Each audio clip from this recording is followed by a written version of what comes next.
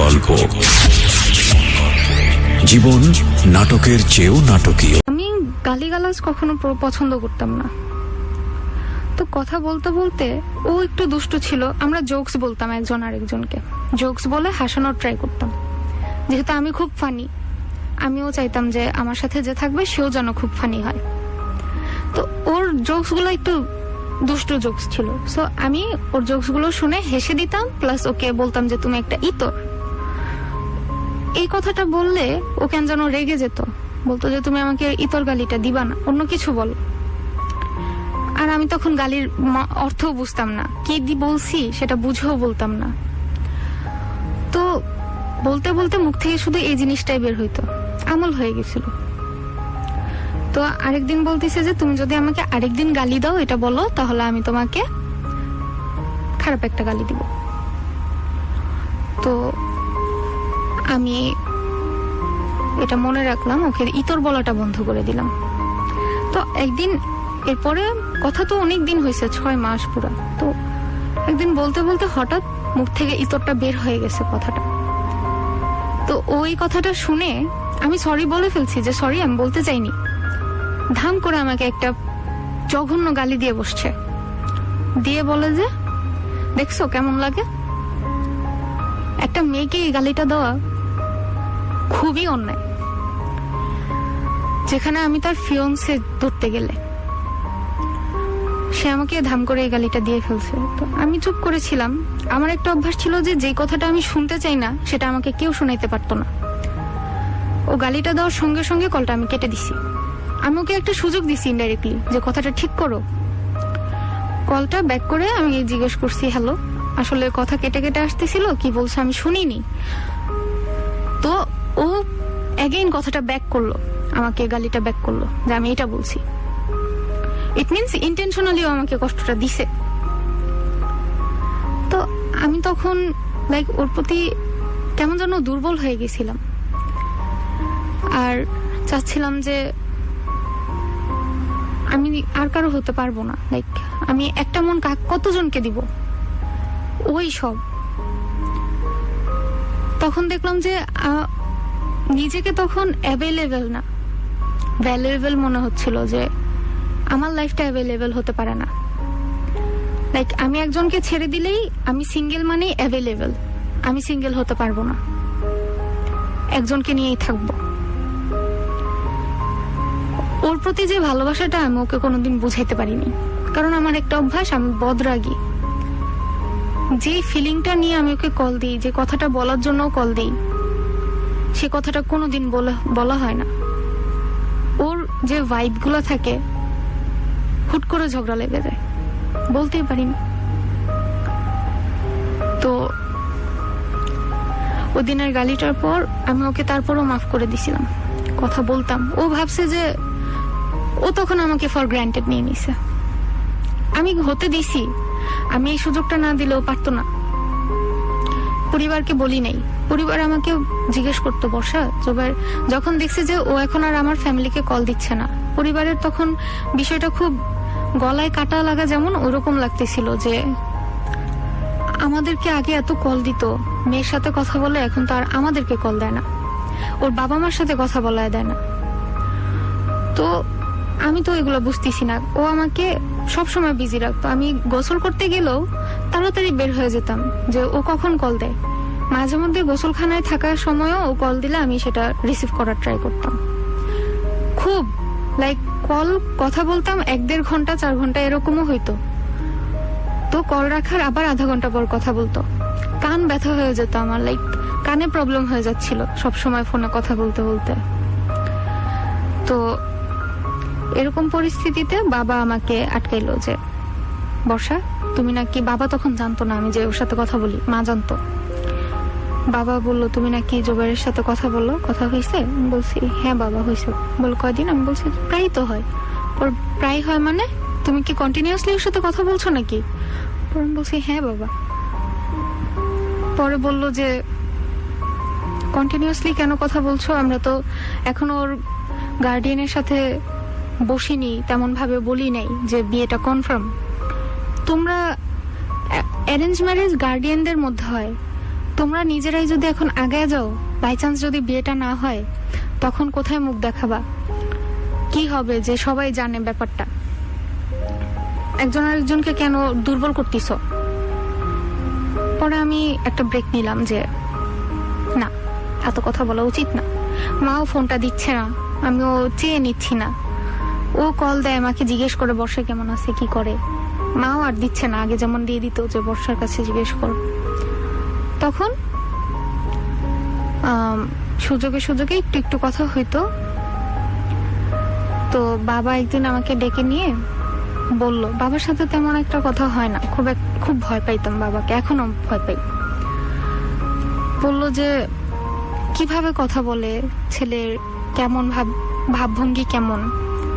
আমি বলছি কেন বাবা? বলে যে বর্ষা, এতটা ইজি মনে করো না, তুমি আমাদের মেয়ে, তুমি আমার ছোট বাচ্চা। তোমাকে আমি একটা ছেলের সাথে কথা বলতে দিচ্ছি, তুমি আমার দুর্বলতা ভেবো না। এটা আমি তোমাকে ওর সাথে ইজি হতে দিছি, যেহেতু তুমি ওর সাথে অভ্যস্ত না, তুমি নিজেকে অন্য একটা পরিবেশে অভ্যস্ত করে ফেলছো, তাই তোমাকে ইজি করার জন্য আমি সুযোগটা দিছি। কিন্তু এটা তুমি খারাপ করো না, ইউজ করো না সুযোগটাকে। তুমি দেখো ওর সাথে তোমার লাইফটা চলবে কিনা। যদি মনে হয় যে হ্যাঁ ওর সাথে লাইফটা চলবে, তখন কথা বলো, কথা বলে বুঝো ওকে। তুমি একদম কি বলবো, পড়ে নেওয়ার চেষ্টা করো। তো আমি কিভাবে বলবো যে ও তো গালি দিয়ে বসছে, কথা বললে তো বিয়েটাই ভেঙে যাবে, সবচেয়ে বড় কথা। তো আমি বলতাম না, বাবা আমার সাথে ভালোভাবে কথা বলে, অথচ প্রতিনিয়ত ঝগড়া হচ্ছে ছোটখাটো বিষয় নিয়ে, আর প্রতিনিয়ত ও আমাকে অপমান করতেছে এরকম। তো তারপরও আবার সর্ট আউট হচ্ছে, টম এন্ড জেরির মতো। এই মুহূর্তে ঝগড়া, কিছুক্ষণ পর আবার ঠিক। এরকম হইলেও আমি লাইফটাকে চালিয়ে নিতে পারতাম। দেখতে দেখতে বিয়ের দিন ক্ষণের জন্য ওর বাবা মা কল দেয় না, আমার বাবা মাও কল দেয় না, জাস্ট আমরা দুজন। আর বিয়ের ব্যাপারে কথা বলার জন্য ও নিজেই কথা বলতিছে, ওর বাবা মাকে দিয়ে কথা বলাচ্ছে না। একই কষ্ট ওর বাবা মার ভিতরে ছিল যে একটা মাত্র ছেলে, কেন আমরা কথা বলতে পারতেছি না, কেন ছেলে একা কথা বলে। সেই অভিমানটা তাদের ভিতর ছিল, যেটা আমি বিয়ের পর বুঝতে পারছি। তো সেই অভিমান নিয়ে তারা কল দেয়নি। তো বিয়ের কথা বলার জন্য একদিন আমার যে আম্মুর ধর্মের বনি বলা চলে, যে আন্টি, ওনার বাসায় বসা হইল। আন্টির বাসায় বসার পর কথা হইল। তো ও নিজেই কথা বলতিছে। তো আন্টি জিজ্ঞেস করলো যে বাবা তুমি, আমার বাবা তোর সাথে কথা বলবে না, কারণ আমার বাবা একটু অন্যরকম, বললে ওর বাবার সাথে, গার্ডিয়ানের সাথে বলবে, ওর সাথে আমার বাবার কোনো কথাই থাকতে পারে না, বাবা এটা মনে করে। তো ও করলো কি, আন্টির সাথে কথা বললো। আন্টিকে বললো, আন্টি জিজ্ঞেস করলো যে তুমি কোথায় থাকবা বিয়ের পর। বলে যে আন্টি এটা না হয় বর্ষা আর আমি বুঝলাম। তখন বাবা তো আরো রেগে গেছে যে আমার মেয়ে এত ছোট, ও কবে থেকে এত বড় হয়ে গেল যে ও কোথায় থাকবে না থাকবে সেটা ও আর ওর হাজবেন্ড, যে এখনো বিয়ে হয়নি, সেই ছেলেটা বুঝবে। বাবা আমার উপর এটা নিয়ে রাগ করছে, অথচ আমার ওর সাথে এই ব্যাপার নিয়ে কোনো কথাই হয়নি যে আমি কোথায় থাকবো। তো ও বললো যে বিয়ের পর না হয় আমরা বুঝবো। ঠিক আছে, এটা শুনে এসে বাবা তো আমার উপর খুব রেগে গেছে যে কি এমন অধিকার ওকে তুমি দিয়ে ফেলছো তোমার লাইফে, যে তোমার আর ওর ম্যাটার হয়ে গেছে। বিয়ে তো এখনো হয়নি বর্ষা, এখনো তুমি আমাদের সন্তান, আমরা চাইলে বিয়ে হবে, না হলে হবে না। কেন ও এই সাহসটা পাইলো? এই সাহসটা তুমি না দিলে তো পায় না বলার। অনেক কথা হইল, অনেক শাসন হইল, কান্না করতেছিলাম। তো ওই সময় ও জোবাইয়ের ফোন দিছে। কোন কোন পরিস্থিতি থেকে যে আমি ডিল করছি ওকে আমি বুঝতে দেইনি। অনেক সাধনার ফল ও আমার, অনেক সাধনা করে আমি ওকে পাইছি। যেখানে আমার চিরকালের বাবা মাকে আমি ছেড়ে দিছি, কষ্ট দিচ্ছি, ওর বোঝা উচিত যে কতখানি ভালোবাসলে আমি নিজের জন্মদাতা পিতা মাতা আমার যে মেন্টর, আমার বোন, আমার ভাই, সবাইকে কষ্ট দিয়ে ডিসঅ্যাপয়েন্টেড করে আমি প্রতিবার ওকে জিতাই দিচ্ছি। আমি শুধু ওর ওয়াইফ হয়ে থেকে গেছি, আর কারো কিছু হইতে পারতেছি না, চাই পারি না। নিজের অনিচ্ছায় আমি ফ্যামিলিকে কষ্ট দিই, দিয়ে বুঝি খারাপ হচ্ছে, ফ্যামিলিও বুঝে আমি ভেঙে পড়ছি। তো এভাবে করতে করতে বাবা তো বিয়ে নিয়ে কোনো কথাই বলে না। বাবার হচ্ছে যে বর্ষাকে আমি ছেড়ে দিছি, এখন আর বর্ষা আমার মেয়ে নেই। আমার মেয়ে যতদিন ছোট ছিল ততদিন আমার মেয়ে ছিল। এখন তো বর্ষা বড় হয়ে গেছে, উড়ে গেছে বর্ষা, এখন জাস্ট ওর বডিটা এখানে পড়ে আছে। এই বডিটা আমার মেয়ে না, আমার মেয়ে বড় হয়ে গেছে, চেঞ্জ হয়ে গেছে। আমার ছোটবেলার পিক্স গুলো আব্বু দেখে দেখে কান্না করে মার সাথে রাত রাত ভোর। বাবা যেহেতু হার্ট পেশেন্ট, মাও অসুস্থ, তো আমার রুমটা আমার বাবা মার রুমের পাশেই। তো আব্বুর কাশির একটা প্রবলেম, সারা রাত কাশে। তো আমি আবার এই কারণে ঘুমটা আমার খুব কাঁচা। আব্বু আম্মু হুট করে অসুস্থ হয়ে যায় রাত্রে, তো তখন আমার যেতে হয়, দেখতে হয়। ওনারা ডাক দেয় না, কোনো দিন ডাকে না। মা অসুস্থ হয়ে গেলে বাবা মাকে দেখাশোনা করে, আর বাবা অসুস্থ হয়ে গেলে মা বাবাকে দেখাশোনা করে, এমন। তো যেতে হলে, তাদেরকে হেল্প করতে হলে নিজে বুঝে তারপর যেতে হয়। যখন দেখি যে বাবা কাশতিছে না, চুপ করে আছে, তখন দৌড় দিয়ে পাগলের মতো উঠে আমার যেতে হয় বাবা মার রুমে, যে কি হয়েছে। গিয়ে সত্যিই দেখি বাবা অসুস্থ। আর আল্লাহরই রহমত আমার উপর যে বাবা মা অসুস্থ হয়ে গেলে আমি যত গভীর ঘুমেই থাকি না কেন, আমার ঘুমটা ভেঙে যায়। তো ওরকম একদিন বাবা ওদিনই আমার ব্যাপারটা নিয়ে এত টেনশনে ছিল, অসুস্থ হয়ে গেছে। আমি বের হয়েছি, দরজাটা খুলবো, দেখি বাহির থেকে আটকানো। বাবা বুঝতে পারছে আমি যাব, বাবাকে ধরবো। বাবা চায়নি, এতটা কষ্ট পাইছে আমার উপর। তো তাও অনেক চেষ্টা করছি নিজেকে বুঝানোর। তখন ভাবতাম যে, বুঝতাম যে রং করতেছি, কিন্তু এটা বুঝতাম না যে রংটা কিভাবে ঠিক করব। তো এভাবে চললো, জোবাইর কেউ বুঝতে দেয়নি। তখন বিয়ের 20 দিন আগে, 25 দিন আগে জোবাইর আসলো ঢাকায়। ঢাকায় আসলো আমার শপিংটা করে দেওয়ার জন্য। সেটাও সে করতে চায়নি, সে বলছে বর্ষা আমি তোমাকে টাকা পাঠিয়ে দিই, তুমি করে নাও। তখন তো আমার আরো খারাপ লাগলো যে এমনি বিয়েতে ইন্টারেস্টেড না বাবা, তোমার ইনভলভেন্স নেই বাবার সাথে, আমার পরিবারের সাথে, আর তুমি বলতেছো তুমি টাকা পাঠিয়ে দিবা, আমি নিজেরটা নিজে কিনে নিব। আমি বলছি যে এটা তো নিয়ম যে তোমার বাড়ি থেকে যেটা আসবে সেটা আমি পরবো, তুমি এসে যদি কিনে না দাও, আমি দরকারি কিনে দিওই না, তাহলে তো আমি নিজের বাবার টাকা দিয়ে কিনে তারপর পড়তে পারি, নিজের কিনে নিতে হইলে। তো পরে অনেক কথা বলে ওকে মানিয়ে এত ভাবে বলে ওকে আমি আসার জন্য কনভিন্স করলাম। আসলো, কিন্তু ওর শর্ত কি ছিল, ও আমার বাবার দেওয়া কোনো কিছু করবে না। আমার বাবা তো একদমই আরো রেগে গেছে।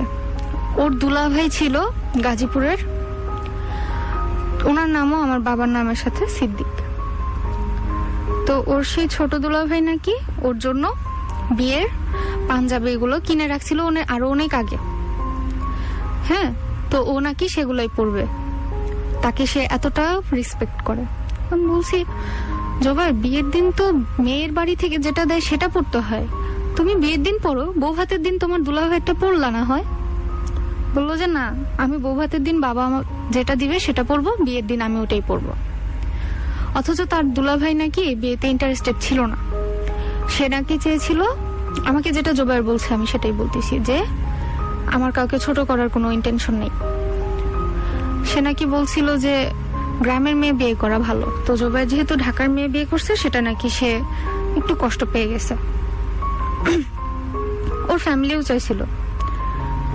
তো 20 দিন আগে ও যখন আসলো শপিং করে দিতে,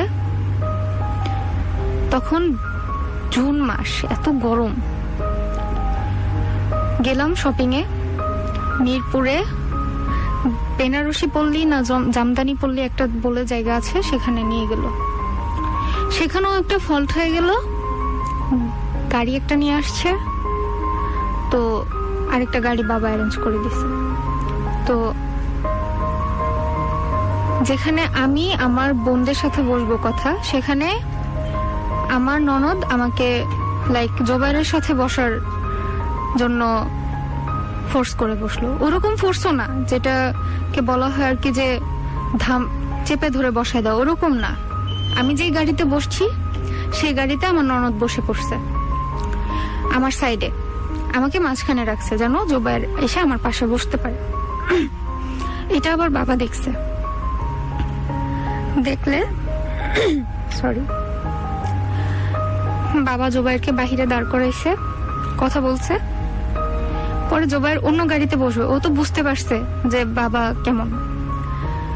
তো বাবা ওকে আবার বললো যে না বসো, কারণ বাবা তখন কি কষ্ট পাইছে, সে দেখছে যে তার মেয়েই খারাপ, তার মেয়েই বসে বসতে জোবায়ের সাথে বসতে গেছে।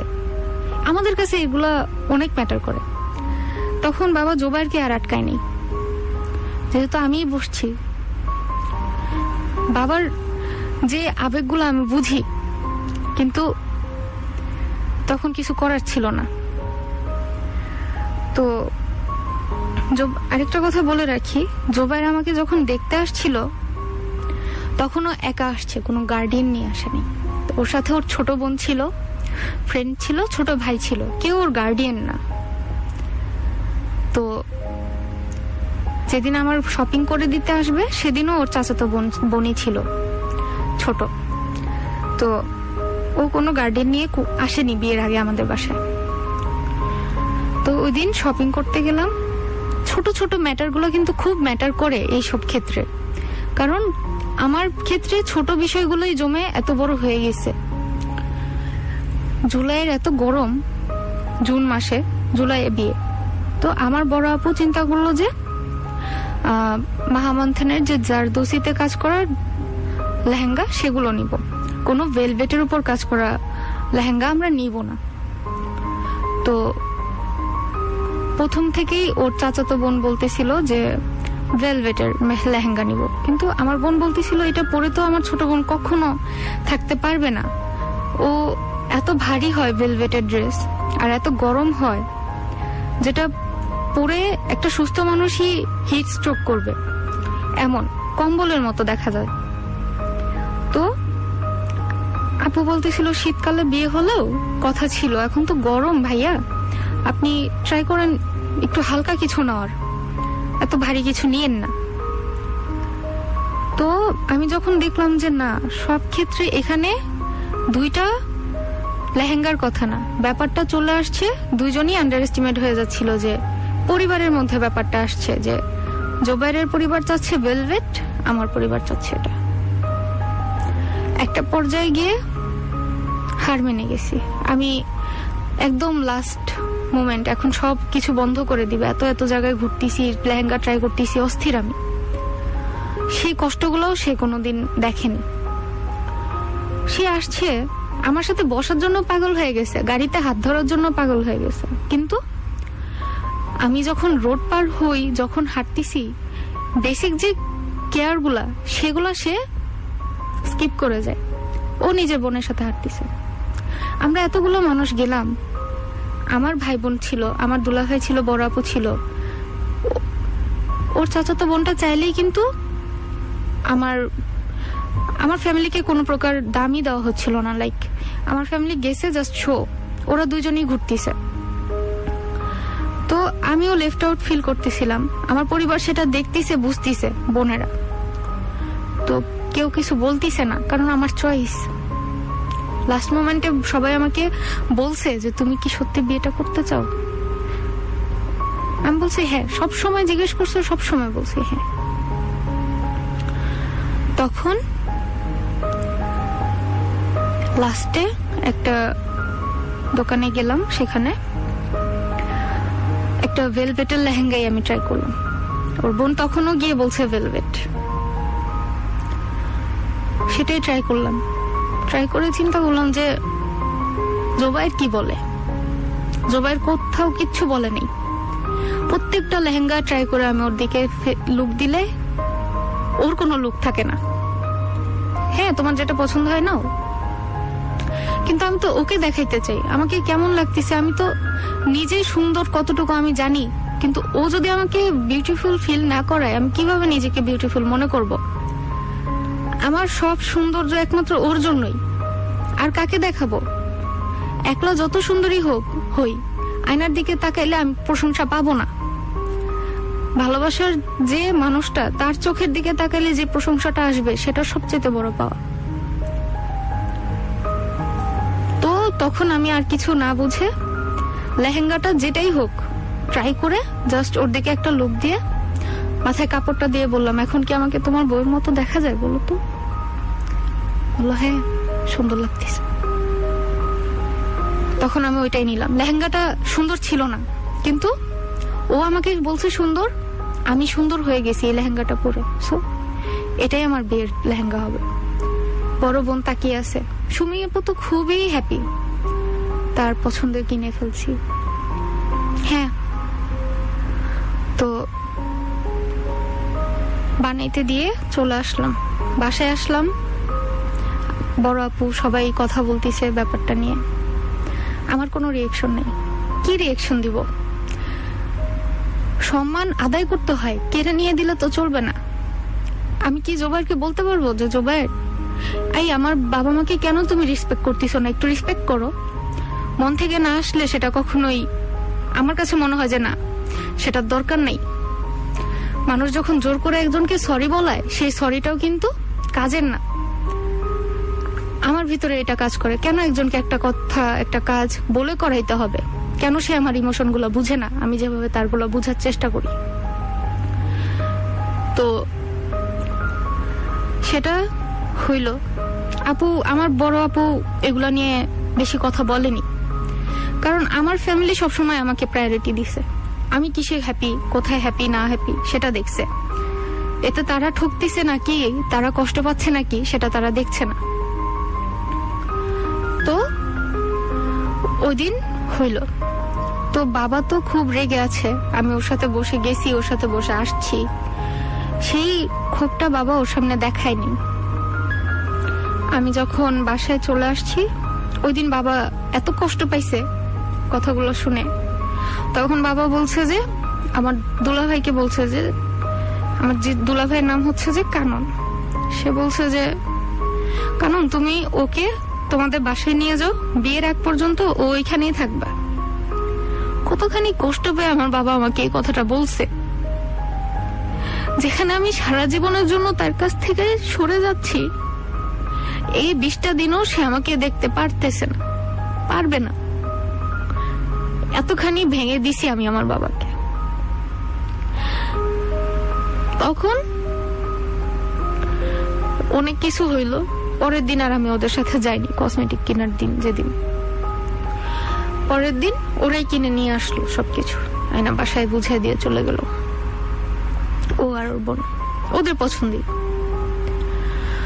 তো এভাবে বিয়ের দিন আমার, যেহেতু বিয়েটা করোনার মধ্যেই হয়েছে, তখন আব্বু চাচ্ছিল যে আমি আর জোবাইর যেন কমিউনিটি সেন্টারে না যাই, কারণ গেলে ওইখানে মানুষ থাকবে। বাবা আমাদের সেফটির কথাটা চিন্তা করতেছিল, বলবো যেন আমরা আলাদা থাকি একটু। তো আমি জোবাইর আমাদের বাসায় আসলো, আমিও বাসায় আসলাম পার্লার থেকে সেজে ডিরেক্ট। আমাদের বিয়েটা বাসায় হয়েছে। সোশ্যাল ডিস্টেন্সিং মানার চেষ্টা হয়েছিল, কিন্তু হয়ও নাই। কিভাবে? বাবা বলছিল যারা যারা গেস্ট আছে তোমাদের বাড়ির, তারা তারা খাওয়া দাওয়া করে কমিউনিটি সেন্টারেই ওয়েট করবে। তো তোমরা যখন বাড়িতে যাবা তখন বউকে দেখো, হ্যাঁ। আর এমনি যারা যারা মুরব্বী তারা বাসায় আসবে, তাদের জন্য বাসায় আয়োজন করছি, যেন যারা বিয়েতে না থাকলেই নয়। তখন আমাদের বাসাটা এতটাও বড় না যে একসাথে 100-150 জন মানুষ ঢুকে পড়বে। তো আমাদের পাবলিকও ছিল, আমাদের যে গেস্ট তারাও ছিল, ওদের গেস্টও ছিল। তো সব মিলেই পুরো বাড়িটাই ভরে গেছে।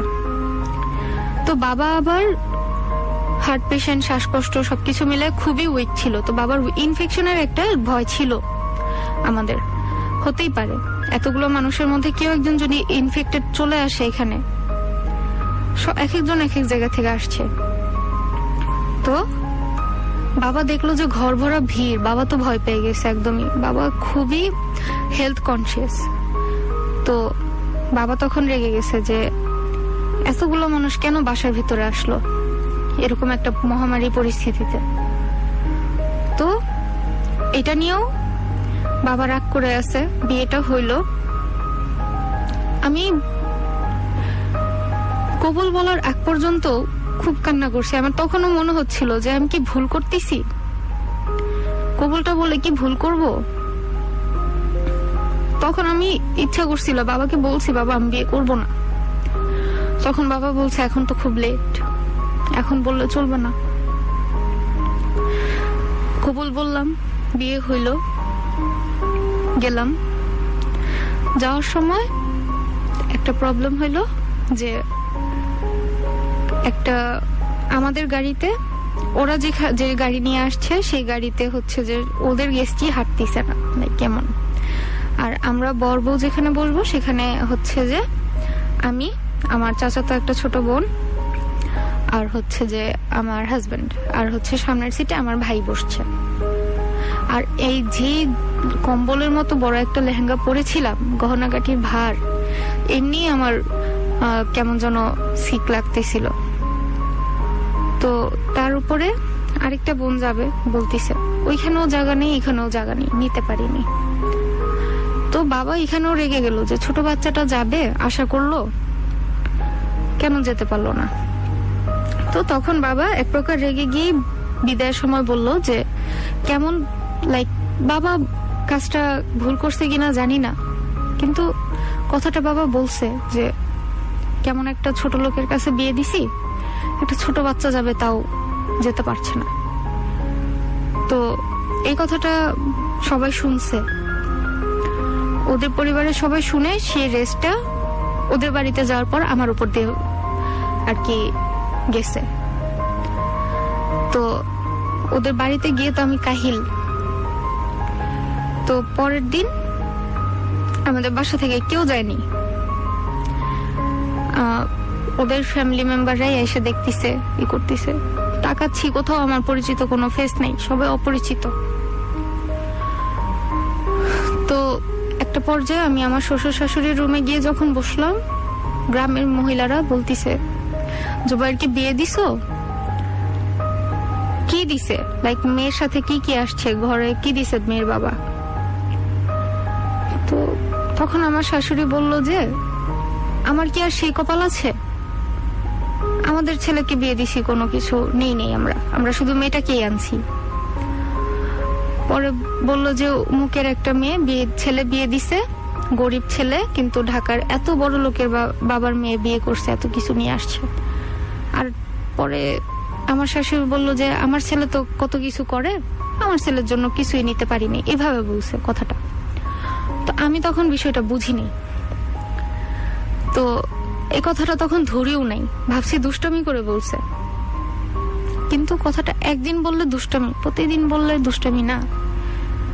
তো ওর ছোট বোনও, যেটা নাম হচ্ছে ডলি, তো ও এসে বলতো যে ওদের এরিয়া একটা ছেলের বিয়ে হয়েছে, ছেলে আগে বউ ছিল, তারপরেও বিয়ে করছে, তারপরেও এত ভালো একটা মেয়ে পাইছে, ঢাকার মেয়ে, এত বড় লোকের মেয়ে, এই কত কথা আমাকে ছোট দেখানোর খুব ট্রাই করছে। তো আমার বিয়ের পরের দিন তো কেউ আসেনি বাসা থেকে। এর পরের দিন আমার চাচি আসছে দুইটা, আমার মা, আমার ফুপু, ছোট ফুপু, আমার বোন, আমার দুলা ভাই, আমার ভাই রাবি ভাইয়া, আমার খালাতো ভাই মাসুদ ভাইয়া, আমার চাচাতো ভাই সোহেল ভাইয়া, ওনারা সবাই গেল, রাতুল, তানজিলা, মিমাপু সবাই গেল। তো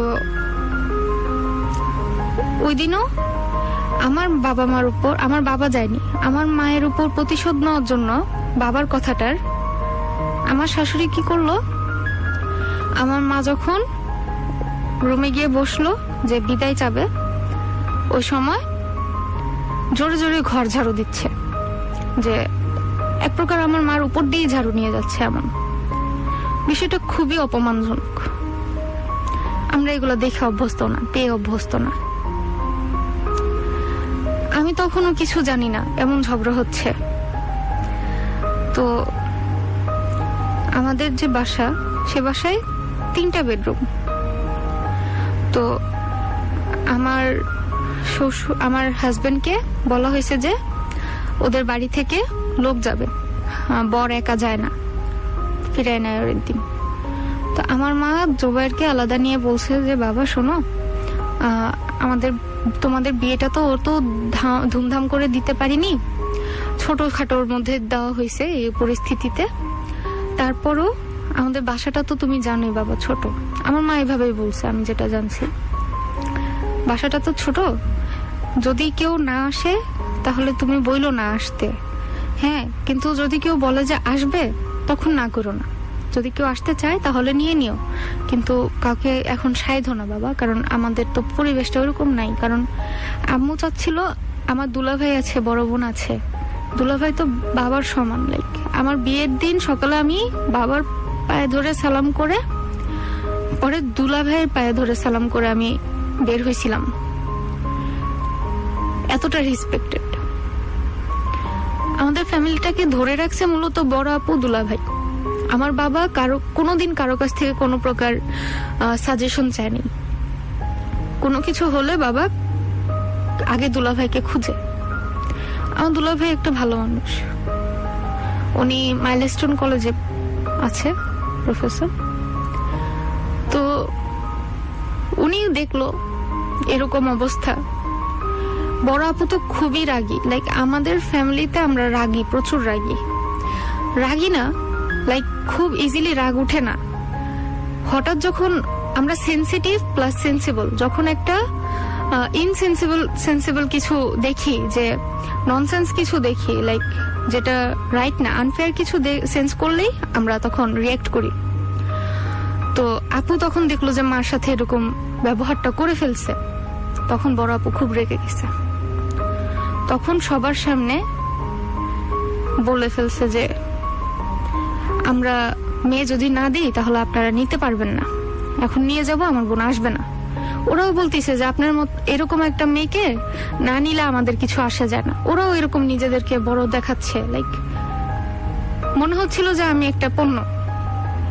আমি তখনও কিছু জানি না এগুলো যে হচ্ছে। একটা পর্যায়ে দেখি যে জোবাইর আমার সাথে অনেক খারাপ ব্যবহার করতেছে, কথা বলার ট্রাই করতেছি যে কোনটা নিবা জিনিসপত্র, ও আমাকে ঝাড়ি ঝাড়ি দিচ্ছে। তো আমি তখনও চুপ করে আসি যে কি হয়েছে, কালকে বিয়ে করে পরশুদিন আসলাম, আজকে আমার সাথে এভাবে কথা বলতেছে কেন? কষ্ট পাচ্ছিলাম কিন্তু কিছু বলতেছিলাম না, যে এটা তো আমার পরিবেশ না, আমার জায়গা না, এখানে আমি কেন বলবো? কিছু হয়তো হয়েছে, বুঝি আগে বিষয়টা বুঝিনি। তখন দেখলাম যে বড় আপু খুব রেগে, আপুর তো রাগে ফেস দেখে তো আমি ভয়ে শেষ। আপুকে এত ভয় পাই। আপু যেখানে কষ্ট পেয়ে কান্না করে দিছে, ওইখান থেকে আসছে। কারণ আমাদের পরিবারে ছেলে মেয়ে সবাই সেম, আমাদের পরিবারে কথা বলার অধিকার আছে সবার, কিন্তু ওদের পরিবারে সেটা নাই। সবাই বলতেছিল একটা মেয়ে মানুষের এত পাওয়ার কেন, এই সেই এরকম এইভাবে বলতেছে। আমার মা বোনকে, মাকে অপমান করতেছে যে ওদের বাড়িতে কি মেয়েরাই দাদাগিরি করে নাকি, এই সেই এভাবে বলতেছে। আমি এগুলো শুনে জাস্ট হতবাক, কিসে এসে পড়ে গেলাম আমি।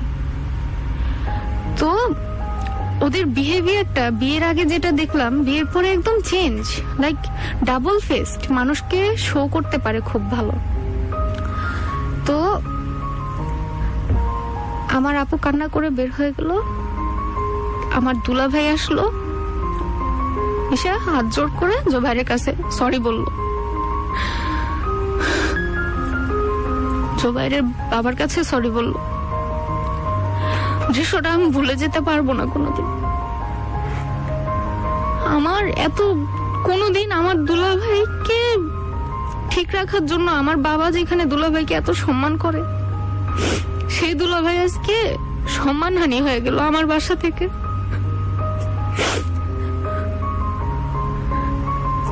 সেই ফেসটাও কোনোদিন আমি ভুলতে পারবো না। আমার বোন তো তাও মেনে নিছে। তারপরও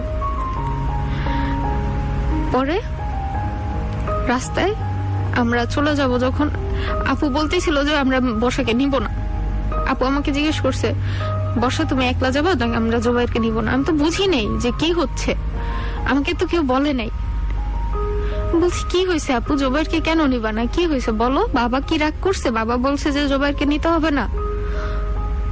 বললো যে তাহলে তুমি থাকো, জোবাইরকে যদি তোমার রাখতে ইচ্ছা করো। কারণ আপু তখন রেগে গেছে, একদমই সেন্স হারিয়ে গেছে যে আপু কি হচ্ছে, আমাদেরকে এনে অপমান করতেছে। তো আমি তখন রুমে বসে কান্না করতেছি যে কি করব বুঝতেছি না। আমার ভাইগুলো গেছে, সবাই আমার সংসারটা ঠিক রাখার জন্য কিছু করতেছিল না, কারণ ওরা জানে করতে হলে কত কিছু করতে পারে, কিন্তু এই ফ্যামিলিটাতে ওরা থাকবে না, আমি থাকবো। এই কারণে ওরা অসম্মানিত হয়েই মান সম্মানটা দিয়েই তারপরে যাচ্ছে, যাতে আমি নিজের মান সম্মানটা নিয়ে থাকতে পারি। কেউ কিচ্ছু বলেনি, ছোট হয়ে গেছে। আমিও গেলাম। আমার লাস্ট মেশ জোবাইরকে নিয়ে যাওয়া হইলো। লাইক আমরা তো ওদের মতো হতে পারিনি। ওরা খুবই দামি মানুষ, আমরা এতটা দামি মানুষ হতে পারিনি, নিজেদেরকে এতটা দামি করতে পারিনি। তো ঝুঁকেই গেলাম। আমার ননদ কান্না করতেছিল, বলতেছিল আমার ভাইকে যেন কেউ কিছু না বলে। সে তো জানে তার ভাই যে কাণ্ডটা করছে সেখানে গেলে তার শুনতে হবেই। সে তখন কান্না করে আমাকে বলছে যে আমার ভাইকে যেন কেউ কিছু না করে। আমিও সারাটা রাস্তা কান্না করে করে গেছি যে আল্লাহ আমি কিভাবে ট্যাকেল দিব, আমাকে তুমি পথ দেখাও। একদিকে আমার হাজবেন্ড, একদিকে আমার পরিবার, কাকে বলবো? জোবাইরের বিরুদ্ধে বললেও আমি পারবো না, ফ্যামিলির বিরুদ্ধেও আমি বলতে পারবো না। তখন বাসায় আসলাম, সবকিছু ঠিক, কেউ কিচ্ছু বলে নাই ওকে, চুপ, সবাই ওকে আপ্যায়ন করতেছে, কেউ খারাপ ব্যবহার করতেছে না। বাবা জানে না বিষয়টা। পরে আস্তে আস্তে আমার মা চাইছিল, ওর সাথে ওর চাচাতো ভাইটা আসছে পরে। আমার মা চাচ্ছিল যে 2-3টা যেহেতু বেডরুম, আমার বাবা মা অসুস্থ, সো বাবা মার একটা রুম লাগে। তো ওই রুমে আব্বু আম্মু ছিল, চাচ্ছিল এক রুমে আমি আর জোবাইর থাকবো, আর এক রুমে আমার দুলা ভাই আর বড় আপু থাকবে, আর রাবি ভাই না হয় ডাইনিং রুমেই বিছানা করে শুয়ে পড়লো, সমস্যা কি। কিন্তু আরেকটা লোককে যদি নিয়ে আসে তাহলে তো এভাবে হচ্ছে না। তারপরেও আসলো, আনলাম, অপমানিত হয়েই আনলাম। ওরাও যে খুব একটা মানিজ্জত নিয়ে আসছে সেটা না। যেখানে একটা মানুষের আসার ব্যাপারটা নিয়ে ওরা এরকম করতে পারছে, সে মানুষটা যে সম্মান নিয়ে আসছে সেটা আমার মনে হয় না। সে মানুষটা নিজেও ছোট হয়ে আসছে। কার ইচ্ছা থাকে আসার? তো আসলো, আমার ভাইয়া তাও ওকে নিয়ে ঘোরাঘুরি করলো, আমার চাচাতো দেবরটাকে নিয়ে আপ্যায়ন করলো যতখানি করার। ওকে কিচ্ছু বুঝতে দিই নেই আমাদের পরিবারের ভিতর কি হচ্ছে না হচ্ছে। জোবাইরের সাথে রাত্রে বাবা, যেদিন চলে আসবো এর আগের দিন রাত্রে বাবা কথা বলতে বসছে। বাবা কথা বলতে পছন্দ করে, তো বাবা চাচ্ছিল, বাবার একটাই রুল, আমি যেটা মনে করি বাবাকে ঠিক রাখার সূত্র একটাই, বাবা কি বলে তার সাথে চুপ করে শুনবা, অনৈতিক মনে হলো অ্যান্সার দিবা না। কারণ বড়রা বলতে পারে, কিন্তু বড়রা বললে যে তোমার ক্ষতি সেটা না, কেউ কিছু বললে কেউ কমে যায় না। আর একটা বড় মানুষ এতটাও ইনসেন্সিবল না যে তোমাকে গালিগালাজ করবে, মারধর করবে বা তোমার কোনো ক্ষতি করে ফেলবে। তারা বললে ভালোর জন্যই বলে, লাইফটাকে দেখছে তারা। কিন্তু জোবাইরের সাথে কি, ওর সাথে একটা কথা বলে কেউ পারে না। ও কোনো কিছু ছাড় দিতে শিখে নাই, ছাড় দেয়ও নাই। ও অনেক ছোট এজে নিজের পরিবারকে সামাল দেওয়ার চেষ্টা করছে, পরিবারের দায়ভার নিছে। সো ও যেমন সবার নিজের পরিবারের অভিভাবক, ও নিজেকে ও নিজের অভিভাবক মনে করছে, তাই সবার সাথে যেভাবে ডিল করছে এখানে ওইভাবে ডিল করতে চাইছে। আমি বুঝি কিন্তু মানতে পারি না। সেখানে বাবার সাথে ওর সাথে অনেক কথা হইল, অনেক কি বলবো, এক প্রকার তর্কাতর্কি হয়ে গেল। জোবাইর যদি চুপ থাকতো আমার মনে হয় না ব্যাপারটা তর্কে যাইতো। জোবাইর বাবাকে ছোট করে কথা বলা স্টার্ট করলো। ও নিজের পাওয়ারটা আমার বাবাকে দেখানোর ট্রাই করলো। বাবা তো এরকম মানুষ না, বাবা অসুস্থ, এই কারণে পাওয়ার কেউ বুঝে না যে সে কোন লাইফটা লিড করে আসছে, কোন লাইফটা পার করে আসছে। কারণ জোবাইর টাঙ্গাইলের একটা ছেলে আমাকে যেটা দেখাইতে পারবে, ঢাকায় এসে সেটা আমাকে দেখাইতে পারবে না, আমার বাবার কাছে অন্তত। তারপরও আমার বাবা যেন উত্তেজিত না হয়, কথা বাদ দিলাম। ওই দিন জোবাইরের দোষ ছিল, তারপরও আমি ওকে, যেহেতু আমার ননদ কান্না করে বলছে যে আমার ভাইকে যেন কেউ কিছু না বলে, আমি প্রমিস করে আসছি, প্রমিসটা রাখতে পারিনি। সেখানে আমি জোবাইরকে সেভ করে নিয়ে আসছি টাঙ্গাইল, যে চলে যাই। তখন যদি আমি ওকে একা বের করে দিতাম আমার মুখটা থাকতো না। আমার কাছে তখনও আমি মানুষগুলোরে আপন মনে করছিলাম, যে আমার ননদটা কান্না করছে, ওর ফেসটা আমার সামনে ভাসতেছিল। আমি তো ওর সেই কথাটা রাখতে পারিনি। আমি ওকে নিয়ে যাই, এখানে থাকলে অবশ্যই আরো কথা হবে। দুলা ভাই বুঝাইলো জোবাইরকে, বুঝায় টুঝায় বললো যে বাবাকে সরি বলো। জোবাইর সরি বলবে না। জোবাইর একদম নিজের কথায় স্ট্রেট, যে আমি সরি বলবোই না, সরি বলবোই না। আমি কেন বলবো? ওর কথা হচ্ছে এটা, কিন্তু দুলা ভাইয়ের কথা হচ্ছে কি, ও ভাবতেছে এখন একটা, আর দুলা ভাই ভাবতেছে এই পরিবারটাতে নিয়ে থাকতে হইলে, দুলা ভাই জানে আমি পরিবার ছাড়া থাকতে পারবো না, তাই সে ইজি করে দেওয়ার জন্য বলছে যে তুমি তোমার বাবার কাছে সরি বলো, বললে হয়তো সম্পর্কটা ঠিক হবে। জোবাইর তখন যদি নিজ ইচ্ছায় সরিটা বলতো হয়তো এমনটা হতো না। তাও জোর টোর করে সরি বললো। বাবা ওই দিন কান্না করে দিছে যে জোবাইর, তোমাকে তো আমি নিজের ছেলে মনে করে কথাগুলো শেয়ার করতে চাইছি, আর তুমি শেয়ারটা করার আগেই রিয়েক্ট করে বসছো। আমার সাথে যেটা হয়, ওকে আমি আই লাভ ইউ বলতে ফোন দিয়ে দিলে আই হেট ইউ বলে কলটা কাটতে হয় আমার, কারণ ওর ভাইবটাই এরকম, বুঝতে চায় না একটা মানুষ কিভাবে কথা বলতেছে। তো ওদিন নিয়ে আসলাম, বাবা আমাকে ওই দিন ছোট করে ফেললাম না, বাবা বলছে মেয়ে দিব না। আমি চলে গেলাম ওর সাথে। পরে আবার আসলাম, আসা হইল অনেকদিন পর, সেম ঘটনা, আবারও বাবার আর ওর দ্বন্দ্ব, আবার চলে গেলাম। পরে আবার আসলাম ওর সাথে ঝগড়া করে। ঝগড়া কিভাবে হইলো? ওর পরিবার তো আমার উপর খুব ক্ষিপ্ত, যে কেন আমার সাথে ওর এরকম। ফার্স্ট টাইম যখন ওর সাথে চলে গেছি বাসা থেকে আমাদের, তখন ওইখানে গেলাম, এর কিছুদিনের মধ্যেই আর কি আমাদের একটা ব্যাপার নিয়ে ঝগড়া হয়, সেটা আমার মনে আসতেছে না, ছোট একটা ব্যাপার। তো ঝগড়ার মধ্যে এই ব্যাপারগুলো নিয়ে আমার বাবা ওকে কি বলছে, আমি বলছি তুমি তো বাবাকে কম বলনি। ও সবসময় আমাকে চাইছে আমার পরিবার কাছ থেকে সরায় নেওয়ার জন্য। তো আমি সেটা মানতে রাজি ছিলাম না, কারণ আমি ওকে সংসারটা করার খাতিরে শুধু ওর সাথে আসছি। অন্য কেউ হইলে আমার বাবাকে এগুলো বলে কেউ সরে যেতে পারতো না আমার সামনে দিয়ে, অবশ্যই এটার প্রাইস তার দিতে হইতো। তারপরও আমি ওকে ভালোবাসি বিধায় সংসারটা কন্টিনিউ করার জন্যই গেছিলাম। সেখানেও ঝগড়াঝাটি হইল ব্যাপারগুলো নিয়ে। তো একটা পর্যায়ে চিল্লাচিল্লি হইল। আমার শ্বশুর শাশুড়ি অন্য রুম থেকে আসলো। আসার পর আমার শাশুড়ি যখন আসলো, এসে করলো কি, ধাম করে আমার পায়ে ধরলো, যে মা তোমার পায়ে ধরি, তুমি আমার গেদাকে বাঁচতে দাও, আমার ছেলেকে বাঁচতে দাও, মেরে ফেলো না। এমন কিছুই হয়েছিল না যে সে আমার পায়ে হাত দিবে। জোবাইরের দিকে আমি এক দৃষ্টে তাকাইছিলাম, এটা কি হইল জোবাইর? তখন আমি ওনাকে টাইনা উঠে বসাইলাম। তো পরে আমি বললাম যে এরকম হইলে আমি থাকতে পারবো না, সরি, আমি তোমাকে তালাক দিয়ে দিব। তো জোবায়ের ওর বাবা মার সাথে কথা বলতিছে যে ওর বাবাকে বলতিছে যে তোমরা তো দেখে বিয়ে দিছো, দেখো আমার জন্য কি আনছো। তো জোবায়ের বাবা বলতিছে যে আমরা দেখে বিয়ে দেইনি, তুমি বিয়ে করছো, একা গিয়ে বিয়ে করছো।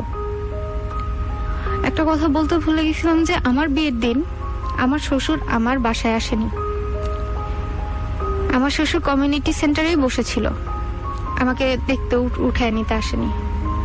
পরে যখন সবাই বলতেছে মেয়ের শ্বশুর কোথায়, ছেলের বাবা কোথায়, কেন আসে না, এভাবে তো মেয়ে দিব না, দুষ্টামি করতেছে, তখন বাবা ওনাকে ডেকে পাঠালো। ফার্স্ট টাইমে আসে নাই, সেকেন্ড টাইমেও আসে নাই। পরে যখন বাবা নিজে অসুস্থ মানুষ বাসা থেকে বের হয়ে গেছে, গিয়ে আনছে, তখন আসছে। আয়শা কোনো মতে উঠে নিয়ে চলে গেছে। বাসায় যাওয়ার পরও আমি তারে কোনোদিন দেখিনি।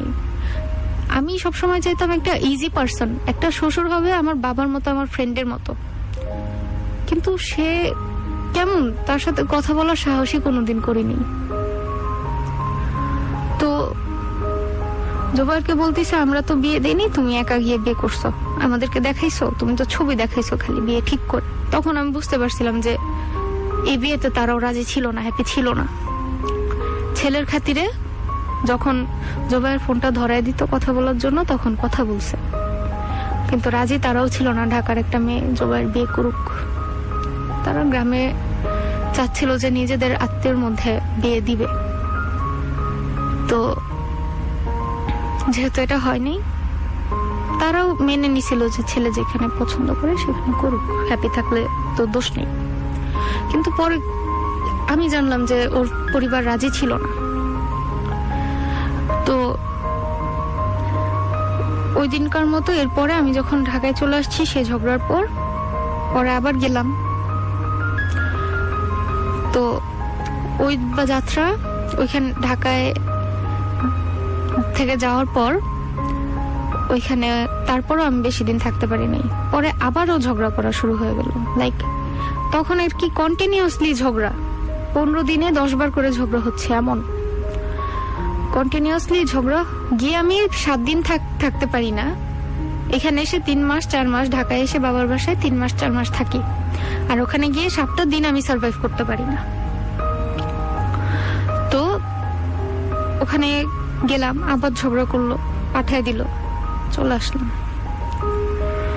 তো এবার আসলাম, আসার পর যখন সবকিছু ঠিক হচ্ছে তো তখন শুনলাম যে ওর যে চাচাতো বোনের ফ্রেন্ডের বিয়ে। তো ছেলে দেখতে আসছে, আমরা ছিলাম, আমি গেছি, জোবায়ের গেছে, গিয়ে যে ফর্মালিটিস ক্লিয়ার করলাম। তো মেয়ের কোনো ভাই নেই, তো জোবায়েরই ভাইয়ের মতো।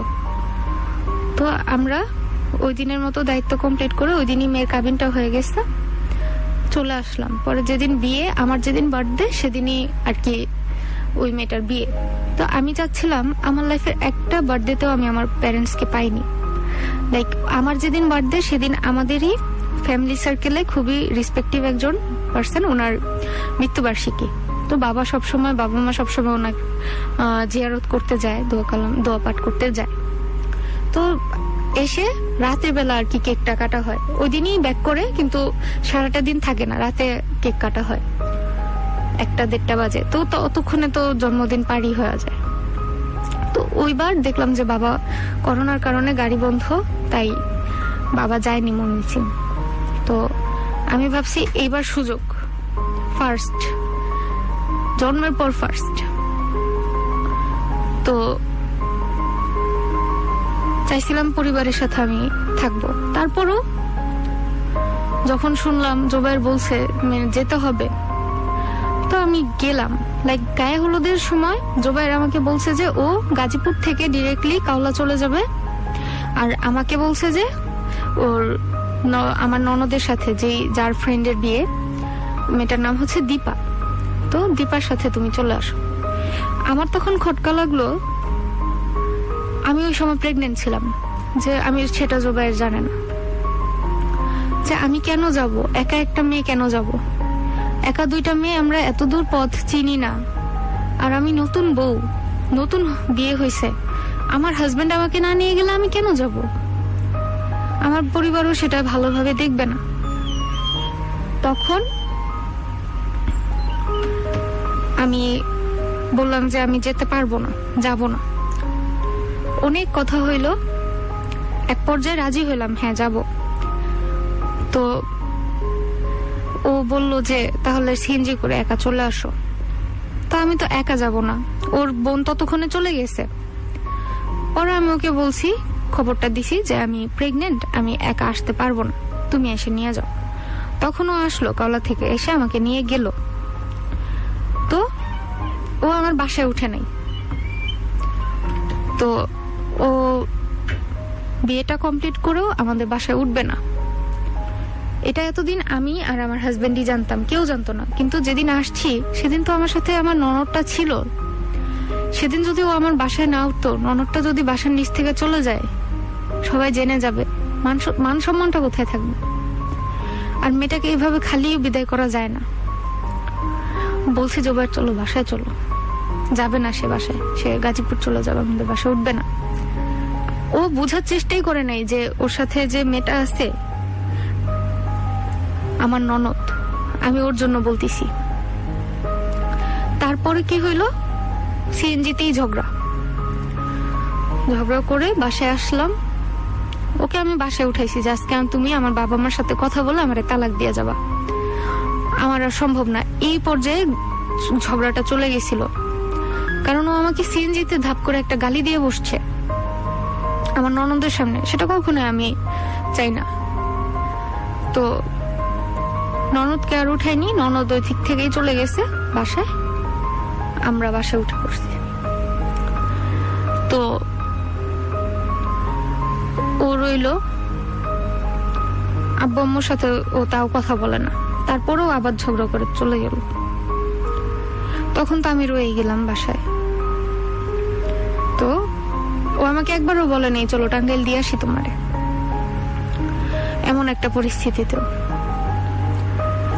তো এভাবে অনেক দিন গেল, ও আমার কোনো খোঁজ খবর নেয় না। ভেতরে একটা লাগতেছে যে কেন, আমি তো ওর ওয়াইফ, বিয়ে করা ওয়াইফ, আমার এইরকম একটা পরিস্থিতিতে ও কেন আমার খোঁজ খবর নিচ্ছে না। তখন আমি ডিসাইড করলাম যে না, এত কিছুর পর সম্ভব না, আমি ওকে তালাক দিয়ে ফেলবো। তো বাসায় এটা নিয়ে কথা বলতেছি, এমন সময় পরিবারেও আমার সাথে ঝগড়া লাগলো, যে পরিবারের মানুষের সাথেও তখন আমি ঝগড়া করে বসলাম যে জোবাইর খারাপ, আমি থাকবো না। ফ্যামিলির সাথেও একটা মিসআন্ডারস্ট্যান্ডিং নিয়ে চলে গেলাম আমি টাঙ্গাইল, একাই এরকম পরিস্থিতিতে। টাঙ্গাইল চলে যাওয়ার পর থাকলাম ওইখানে। তো তখন হইলো কি, যেহেতু আমি প্রেগনেন্ট, আমার বড় ননদটা আসছে সাথে করে, ওর যে একটা ছোট বাচ্চা আছে নাম সিনহা, 7-8 বছর হবে। ও আমাকে খুব পছন্দ করে। তো দিনে হয়তো অনেকবার আমার রুমে আসা যাওয়া করে, আমি খুব পছন্দ করি, আদর করি। তো ওই দিন কথা ছিল যে সিনহা আমার রুমে গোসল করবে, ওকে গোসল করায় দেওয়ার কথা। তো আমি নুডলস রান্না করে সিনহাকে খাওয়াই দিয়ে আমিও খাইলাম, সিনহাকেও দিলাম খাওয়াই। তো সিনহা যখন চলে যাচ্ছে বলতেছে যে মামি এগুলো আমি দিয়ে আসি, ওরা আমি বলছি আচ্ছা ঠিক আছে। ওই নিয়ে গেল যাওয়ার সময়, পরে বললো যে মামি আমি তোমার রুমে গোসল করব। তো আমি আবার, ও যখন চলে যাচ্ছিল তখন বলছিলাম, জোবাইর বাহির থেকে আসছিল, হাতে করে পাউরুটি নিয়ে আসছিল। তো আমি বলছিলাম তোমার নানু বুঝিকে পাউরুটি গুলো দিয়ে দিও। তো ও গেল, গিয়ে চলে আসলো দিয়ে। জোবাইর যে কথাটা ধরছে আমি সেটা বুঝি নাই। তো আমি তো প্রেগনেন্ট, আমার মাথা ঘুরে সব সময়, আমি এই কারণে একটু হাঁটা চলাটা স্কিপ করে চলতাম। তো তখন আবার সিনহা আসলো। তো আমার যে বড় ননদ, সেও বললো যে সিনহা কি আপনার রুমে গোসল করতে চাচ্ছে, গোসল করুক, তাহলে আমি ওকে জামা কাপড় দিয়ে পাঠিয়ে দিই। তখন আবার সিনহাকে জামা কাপড় নেওয়ার জন্য ওর মা ডাক দিল অন্য রুম থেকে। তো ও যাচ্ছে, তখন আমি বলছি সিনহা যাচ্ছ যখন? ও আর ওই রুমে স্যানিটাইজারটা আছে, তুমি স্যানিটাইজারটাও নিয়ে এসো আমার রুমে। তো এই কথাটা জোবায়ের ধরে আমাকে বলছে যে বর্ষা, কাজটা কি তুমি ঠিক করলা? আমি বলছি কি কাজ? পরে বললো যে সিনহাকে তুমি কেন 2 বার করে পাঠাইলা কাজে? আমি পরে বলছি ও সরি, আমি খেয়াল করতে পারিনি। আমি ওকে সরি বলে ফেলছি সঙ্গে সঙ্গে। পরে আমি বলছি যে আচ্ছা ঠিক আছে, আর পাঠাবো না, ও তো যাচ্ছিল এই কারণে বলছি, আমি তো ওকে এক্সট্রা ভাবে পাঠাইনি। পরে বলে যে না, তাও কি তোমার কাজটা করা ঠিক হয়েছে? সরি বললে তো চলবে না, একটা বাচ্চা মানুষকে দিয়ে তুমি কাজ করাচ্ছ। আমি যখন ওকে সরি বলছিলাম, ওর কথাটা তখনই ছেড়ে দিলে পারতো, ছাড়েনি, ঝগড়া করছে আমারে সেই ব্যাপারটা নিয়ে। এভাবে কথা বলতে বলতে একটা পর্যায়ে ও আমাকে ফ্যামিলি নিয়ে একটা গালি দিয়ে বসলো। মা বাবা তুলে যখন একটা মানুষকে গালি দেওয়া হয়, একটা ছেলে ঠিক থাকতে পারে না, একটা মেয়েকে কেন এক্সপেক্ট করা হয় যে সে ঠিক থাকবে? মেয়েদের গায়ে কি রক্ত থাকে না, নাকি ছেলেদের গায়ে শুধু রক্ত থাকে? তো আমি তখন জাস্ট ওকে একটা ধাক্কা দিলাম যে সরো তুমি। তো ও ভাবলো যে আমি ওকে মারছি। ও তখন আমার গায়ে হাত তুললো, আমাকে মারধর করলো। ওরকম পরিস্থিতিতে আমি তো খুব রেগে গেছি যে আমার গায়ে হাত তুলছে জোবায়ের। তো আমি করলাম কি, ওয়াশরুমে গেলাম, গিয়ে সুইসাইড অ্যাটেম্প্ট নিলাম, হাতটা কেটে ফেলছি। তখন দেখলাম যে আমি যে হাতটা কেটে ফেলছি সেটা নিয়ে কেউই কনসিয়াস না, কেউই পাত্তা দিচ্ছে না। আমাকে একটা হসপিটালেও নিয়ে যায়নি, বাসায় ফার্মেসি থেকে একটা লোককে ডেকে এনে হাতটা ড্রেসিং করে দিছে। পরে আমি ওই ব্যাপারটা নিয়ে যখন খুবই আপসেট, তখন চিন্তা করলাম যে না, এখানে আমি মরে গেলে কারো কিছু আসে যায় না, এখন আমার বাবার বাসায় যেতে হবে। আর এই অবস্থায় ওরা আমাকে ছাড়বেও না রাগ করে গেলে। তো আমি ওদের সাথে ক্লিয়ার হইলাম, ওদের সাথে আমি সর্ট আউট করলাম ম্যাটারগুলা। তো পরে জোবায়ের সাথে মিলে ঢাকায় চলে আসলাম, যে বাবা যেহেতু অসুস্থ। চলে আসার পর বাবা মা তো দেখছে হাতের কাটাটা, বেশি দিন লুকায় রাখতে পারিনি। তো পরে আস্তে আস্তে সবাই বুঝে, আমাকে বলতে পারে না, বলে না, কারণ জানে আমি কখনো কিছু বলবো না। জোবায়ের নামে কিছু আমি বাসায় এসে বলতাম না, কারণ আমার ডিসিশন ছিল। তখন হইল যে আমি জোবায়ের সাথে কথা হচ্ছে না, ও খারাপ ব্যবহার করতেছে, আরো খারাপ পরিস্থিতি এমন যে আমি মরে গেলেও জোবায়ের কোনো কিছু আসা যায় না, আমার কোনো খোঁজ খবর সে নেয় না। তখন আমি একটা ভুল ডিসিশন নিই। তখন আমি ভুল ডিসিশনটা এটা নেই যে সংসার যেহেতু হচ্ছে না, আমি বাবা মাকে বলছি যে আমি ওকে ডিভোর্স দিয়ে দিব। কিন্তু বাবা মা বলছে ডিভোর্স যেহেতু দিয়ে দিবা, বাচ্চাটার কি হবে?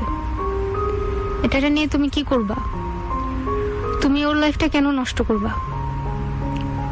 তুমি আর জোবায়ের যদি ডিভোর্স নিয়ে নাও, একটা বাচ্চার কিন্তু মা বাবা দুজনেরই দরকার পড়ে। তুমি ওকে পৃথিবীতে এনে কিন্তু কষ্ট দিতে পারো না। সংসার করতে হলে বাচ্চাটাকে রাখবা, আর যদি সংসার করতে নাই চাও, বাচ্চাটার লাইফটা তুমি নষ্ট করে দিও না। যদি তালাক চাও, সেটা আমরা নিয়ে দিব, কিন্তু তোমার আগে ক্লিয়ার হতে হবে। তখন আমি করলাম কি, এই ভুল ডিসিশনটা নিয়ে নিলাম। কারণ আমি ওই সময় যাদের সাথে পরামর্শ করতেছিলাম, সবাই আমাকে বলতেছে যে তুমি বাচ্চাটাকে ই করো না, লাইফটাকে নষ্ট করো না বাচ্চাটার, তুমি নিজের লাইফটাও নষ্ট করো না। এখনো তোমার কিছুই হয় নাই লাইফের, তুমি অ্যাবর্শন করে ফেলো, আরো বেশি দেরি হয়ে গেলে তখন তোমার গুনাহ হয়ে যাবে আরো বেশি। তুমি এখন অল্প থাকতেই বাচ্চাটাকে শেষ করে দাও। তুমি রিলেশনটাকে যদি না রাখতে চাও, তাহলে বাচ্চাটাকেও রাখো না। তো আমি করলাম কি, ডিভোর্সটা কনফার্ম না হয়ে অ্যাবর্শনটা করে ফেললাম। আমার যে ভুল ডিসিশনটা ছিল, যদি আমি তখন ওকে ডিভোর্সটা দিয়ে ফেলতাম, পরে কাজটা করলে বুঝতাম। কিন্তু যেহেতু ডিভোর্সটা করতে পারিনি, হয়নি, ওর কাছে যাওয়াই হইলো, তখন আমার ভিতরে পস্তাবনাটা এইটা, গিল্ট একটা, যে বাচ্চাটার কি ক্ষতি করলাম আমি, বাচ্চাটা আমার কি ক্ষতি করছে, বাচ্চাটাকে কেন শেষ করে দিলাম। তখন আমি এতটা ভেঙে পড়ছিলাম, আমার কাছে এটাই রাইট ডিসিশন মনে হয়েছিল, এটাই করলাম। তো জোবায়ের যখন জানতে পারছে, সে তো খুবই আমার উপর আপসেট, রাগ, যে কেন এই কাজটা করছি, আমাকে খুনি বলতিছে, আমার ফ্যামিলিকে খুনি বলতিছে। রাগটা কিন্তু জায়েজ। তো কত কিছুর পরেও আমি দেখলাম যে এখন তো ডিভোর্স হচ্ছে না, ডিভোর্স কেন হচ্ছে না আমার জোবায়ের সাথে। পরে দেখি যে আমি ফ্যামিলিতে যে থাকবো, বাবা মার সাথে যে থাকবো, বিয়ের আগের বাবা মা আর বিয়ের পরের বাবা মা কেমন যেন চেঞ্জ হয়ে গেল আমার কাছে। ভাই সবাই ছোটখাটো বিষয় নিয়ে বাসায় কথা হলেই বলে যে তুমি তোমার হাজবেন্ডের বাসায় যাও না কেন, তোমার হাজবেন্ড তোমাকে নেয় না কেন, তখন এই কথাগুলো বের হচ্ছে। অথচ আমার বাচ্চাটা যখন ছিল তখন বলতো যে আমরা তোমাকে দেখবো, ই করবো, সব ধরনের সিকিউরিটি আমাকে দিয়ে ফেলছে। কিন্তু যখন বাচ্চাটা নেই, হুট করে কেয়ারটা হারিয়ে গেল, যে কেয়ারটার লোভে পড়ে আমি কাজটা করছিলাম। তো একটা পর্যায়ে বাবার সাথে আমার ঝগড়া হয়ে গেল। তখন আমি এই অসুস্থ অবস্থায় শ্বশুরবাড়িতে চলে গেছি একাই। তো চলে যাওয়ার পর আমার ছোট ননদ বাড়িতে ছিল। বাড়িতে এসে আমি গেছি, আমাকে বসতেও দেয়নি। লাইক বসার আগে আমার শাশুড়ি এসে নানান ধরনের প্রশ্ন, নানান ধরনের খোঁচানো খোঁচানো কথা। তো সেই কথাগুলো আমি অ্যান্সার করতেছিলাম। তো ওরকম সময় সে আমার ননদকে ডেকে আনছে যে আমার শাস্তি দিবে আমার ননদ। হাউ ক্রুল! যে আমার ননদ এসে আমাকে জিজ্ঞেস করে যে ভাবি আপনি এখানে কেন? আমার তো বিয়ে হয়েছে, এটা তো আমার বাড়ি, আমি এখানে আসলে আমার কেন মানুষকে এক্সপ্লেনেশন দিতে হবে? যেহেতু এই আমার ননদটাও কিন্তু ম্যারিড, দুইটা ননদই ম্যারিড, ওদেরও তো নিজের বাসা আছে, শ্বশুর বাড়ি আছে, তাহলে বাবার বাড়ি থেকে ওইখানে যায় কেন? আর গেলে কেউ কি জিজ্ঞেস করে যে এখানে কেন আসছেন? আমার কাছে জিনিসটা ইলজিক্যাল মনে হয়েছে। তখন বুঝতে পারছি না, এখানেও আমার থাকা হবে না। পরে আমি সকালবেলা, সকাল হওয়ার আগেই রওনা হব যে আমি বাসায় চলে যাব। আবার আমি এতটা পাগল হয়ে যাচ্ছিলাম, লাইক আমার যে আরেকটা কথা বলতে ভুলে গেছি, বিয়ের পর আমি এতটা কি বলবো ডিপ্রেস ছিলাম, আমার খিচুনি হইতো। তো ওরা মনে করতো যে আমাকে ভূতে ধরছে, কবিরাজের কাছে নিয়ে গেছে। কবিরাজ আমার চোখে সরিষার তেল আর রসুন ঢুকাই দিছে চোখের ভিতর, আমাকে মাটিতে ফেলে রাখছিল। দেন এগুলো জানার পর বাবা যখন আসছে আমাদের বাড়িতে, বাবা আসছে, আমার বাবার সাথে কেউ কথা বলে না। আমার বাবা একটা ইয়াতিমে মানুষের মতো জোবাইরের বাড়িতে গিয়ে খাওয়া দাওয়া করছে। আমার বাবার সাথে আমার শ্বশুরও কথা বলেনি, শাশুড়িও কথা বলেনি, এগুলো আগের ঘটনা। তো এগুলো আমার মাথায় ছিল, এত অত্যাচার। রান্না করতে পারতাম না, মাটির চুলা, আমার শাশুড়ি গ্যাসের চুলায় রান্না করবে না, মাটির চুলায় রান্না করবে, আর আমি মাটির চুলা পারি না রান্না করতে। তো তারপরেও একটা গ্যাসের চুলা এনে দিল জোবাইর বিয়ের পর। সেটা নিয়েও খুব কথা হয়েছে যে কেন এনে দিছে। তো ওটাতেই রান্না করতাম। তো ওনারা বলতো আমি কাজ করি না, এই করি না, সেই করি না। কাজ করে তো অভ্যাস নাই, কারণ আমি বিয়ের আগে একটা প্লেট ধুয়ে যে খাবো, প্লেট ধুইলেও আমার মনে হয়েছে যে আমি অনেকগুলো কাজ করে ফেলছি। আর সেখানে আমার কাপড় ধুতে হচ্ছে, আমার নিজের গুলো, আমার হাজবেন্ডের গুলো অবশ্যই ধুতে হবে, নিজেরটা কে ধুয়ে দিবে? তো এই কাজগুলো আমার কাছে অদ্ভুত মনে হতো, কেন করতেছি আমি এগুলা। সেটার জন্য কি জোবাইর যোগ্য? সেটার আমি তো ওরকম কেয়ারিং হাজবেন্ড পাইনি যে এটার যোগ্য। তো পরে এত কিছু মিলে আমি লাইক কি বলবো, যে ইন্টেনশনালি আনইনটেনশনালি যেভাবেই হোক আমিও প্রিটেন্ড করতাম যে হ্যাঁ আমারে ভূতে ধরছে, যাতে আমারে জোবাইর ছেড়ে দেয়। তো এইভাবে 7-8 মাস হয়ে গেল। আমি যখন ঢাকায় আবার ব্যাক করলাম তখন আবারও প্রবলেম। আমার এমন হচ্ছিল যে পরিবারেও শান্তি পাচ্ছি না, শ্বশুরবাড়ির পরিবারেও শান্তি পাচ্ছি না। কই যাব? লাইক 2 বাসার মধ্যে আমার আনাগোনা চলতিছে যে আমি কোথাও শান্তি পাচ্ছি না। লাইক আমি একটা এসকেপ চাই, যে কোথাও যেন আমি লাইফটা থেকে দূরে চলে যেতে চাইছি। তখন আমি আবারও ডিসিশন নিছি আমি মরে যাব। আমি তখন ফাঁসি দেওয়ার চেষ্টা করছি, পানি নেই, হয় নাই। তো পরে আবার যখন সবকিছু ঠিক হচ্ছে তখন হচ্ছে না এমন ফোনে ফোনে জোবাইরের সাথে কথা বলে সব ঠিক হয়, আবার ঝগড়া হয়ে যায় এমন।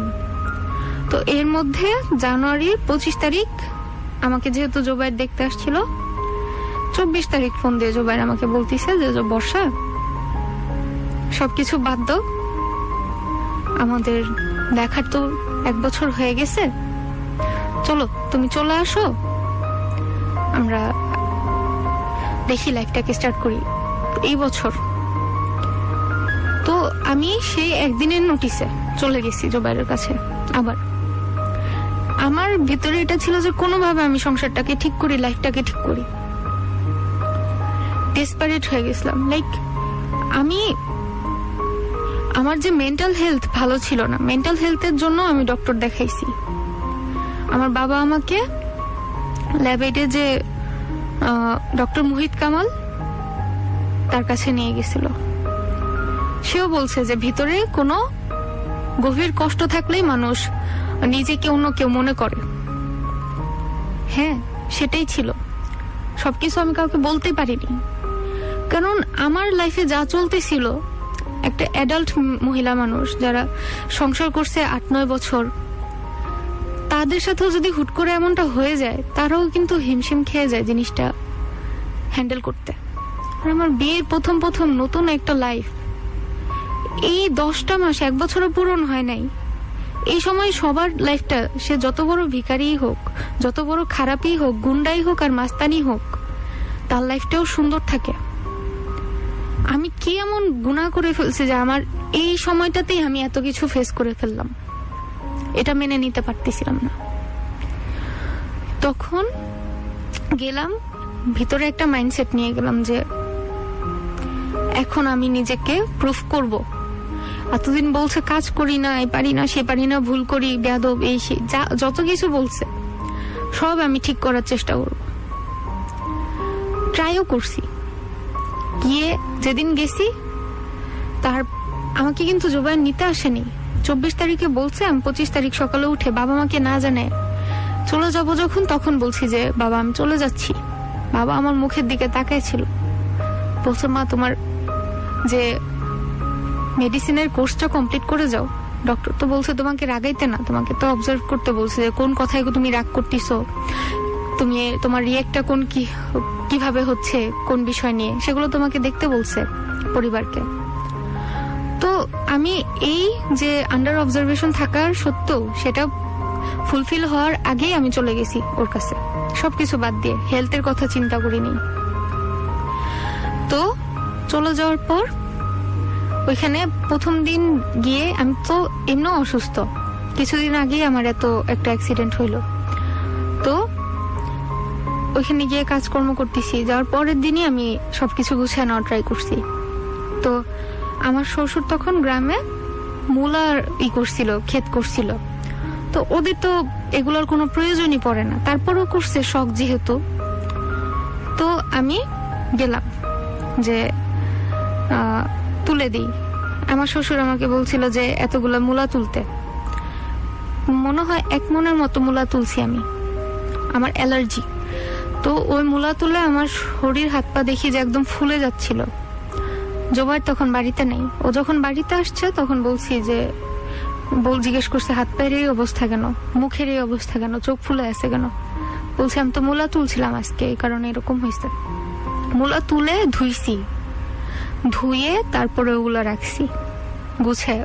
আমার শাশুড়ির সঙ্গে ছিল, একটা মূলা মনে হয় তুলে আমার সাথে আসে নাই। এতগুলো মূলা হাতে করে বাড়ি পর্যন্ত আসতে গিয়ে আমি 2 বার পড়ে গেছি, সেটাও সে দেখে নেই, বলে নেই যে বসা কষ্ট হচ্ছে আমি কয়টা নিয়ে দিই, বলেনি। তো গেলাম, এগুলো হইল। আমার শ্বশুর পরের দিন এই মূলা পাঠিয়ে দিছে বাজারে, বলছে, সে বলল কি যে শখ করে চাষ করছি, আমার তো এটা থেকে লাভের দরকার নেই, সে 40 টাকা দিয়ে এগুলা বিক্রি করে দিয়ে আসছে সবগুলা। তখন চিন্তা করলাম যে এত কষ্টগুলা কেন করলাম, সে তো এগুলা মানুষকে দিয়েও বলতে পারতো যে আমার বউ এগুলা, ছেলের বউ এগুলা তুলছে, গিফট হিসেবেও দিয়ে দিতে পারতো। এই 40টা টাকার কি খুবই প্রয়োজন ছিল তার? না, সে এই কাজটা করলো। তো পরে আমার জ্বর খুবই, এখানে যাওয়ার পর থেকেই জ্বর, তারপরও কাজকর্ম করতেছি।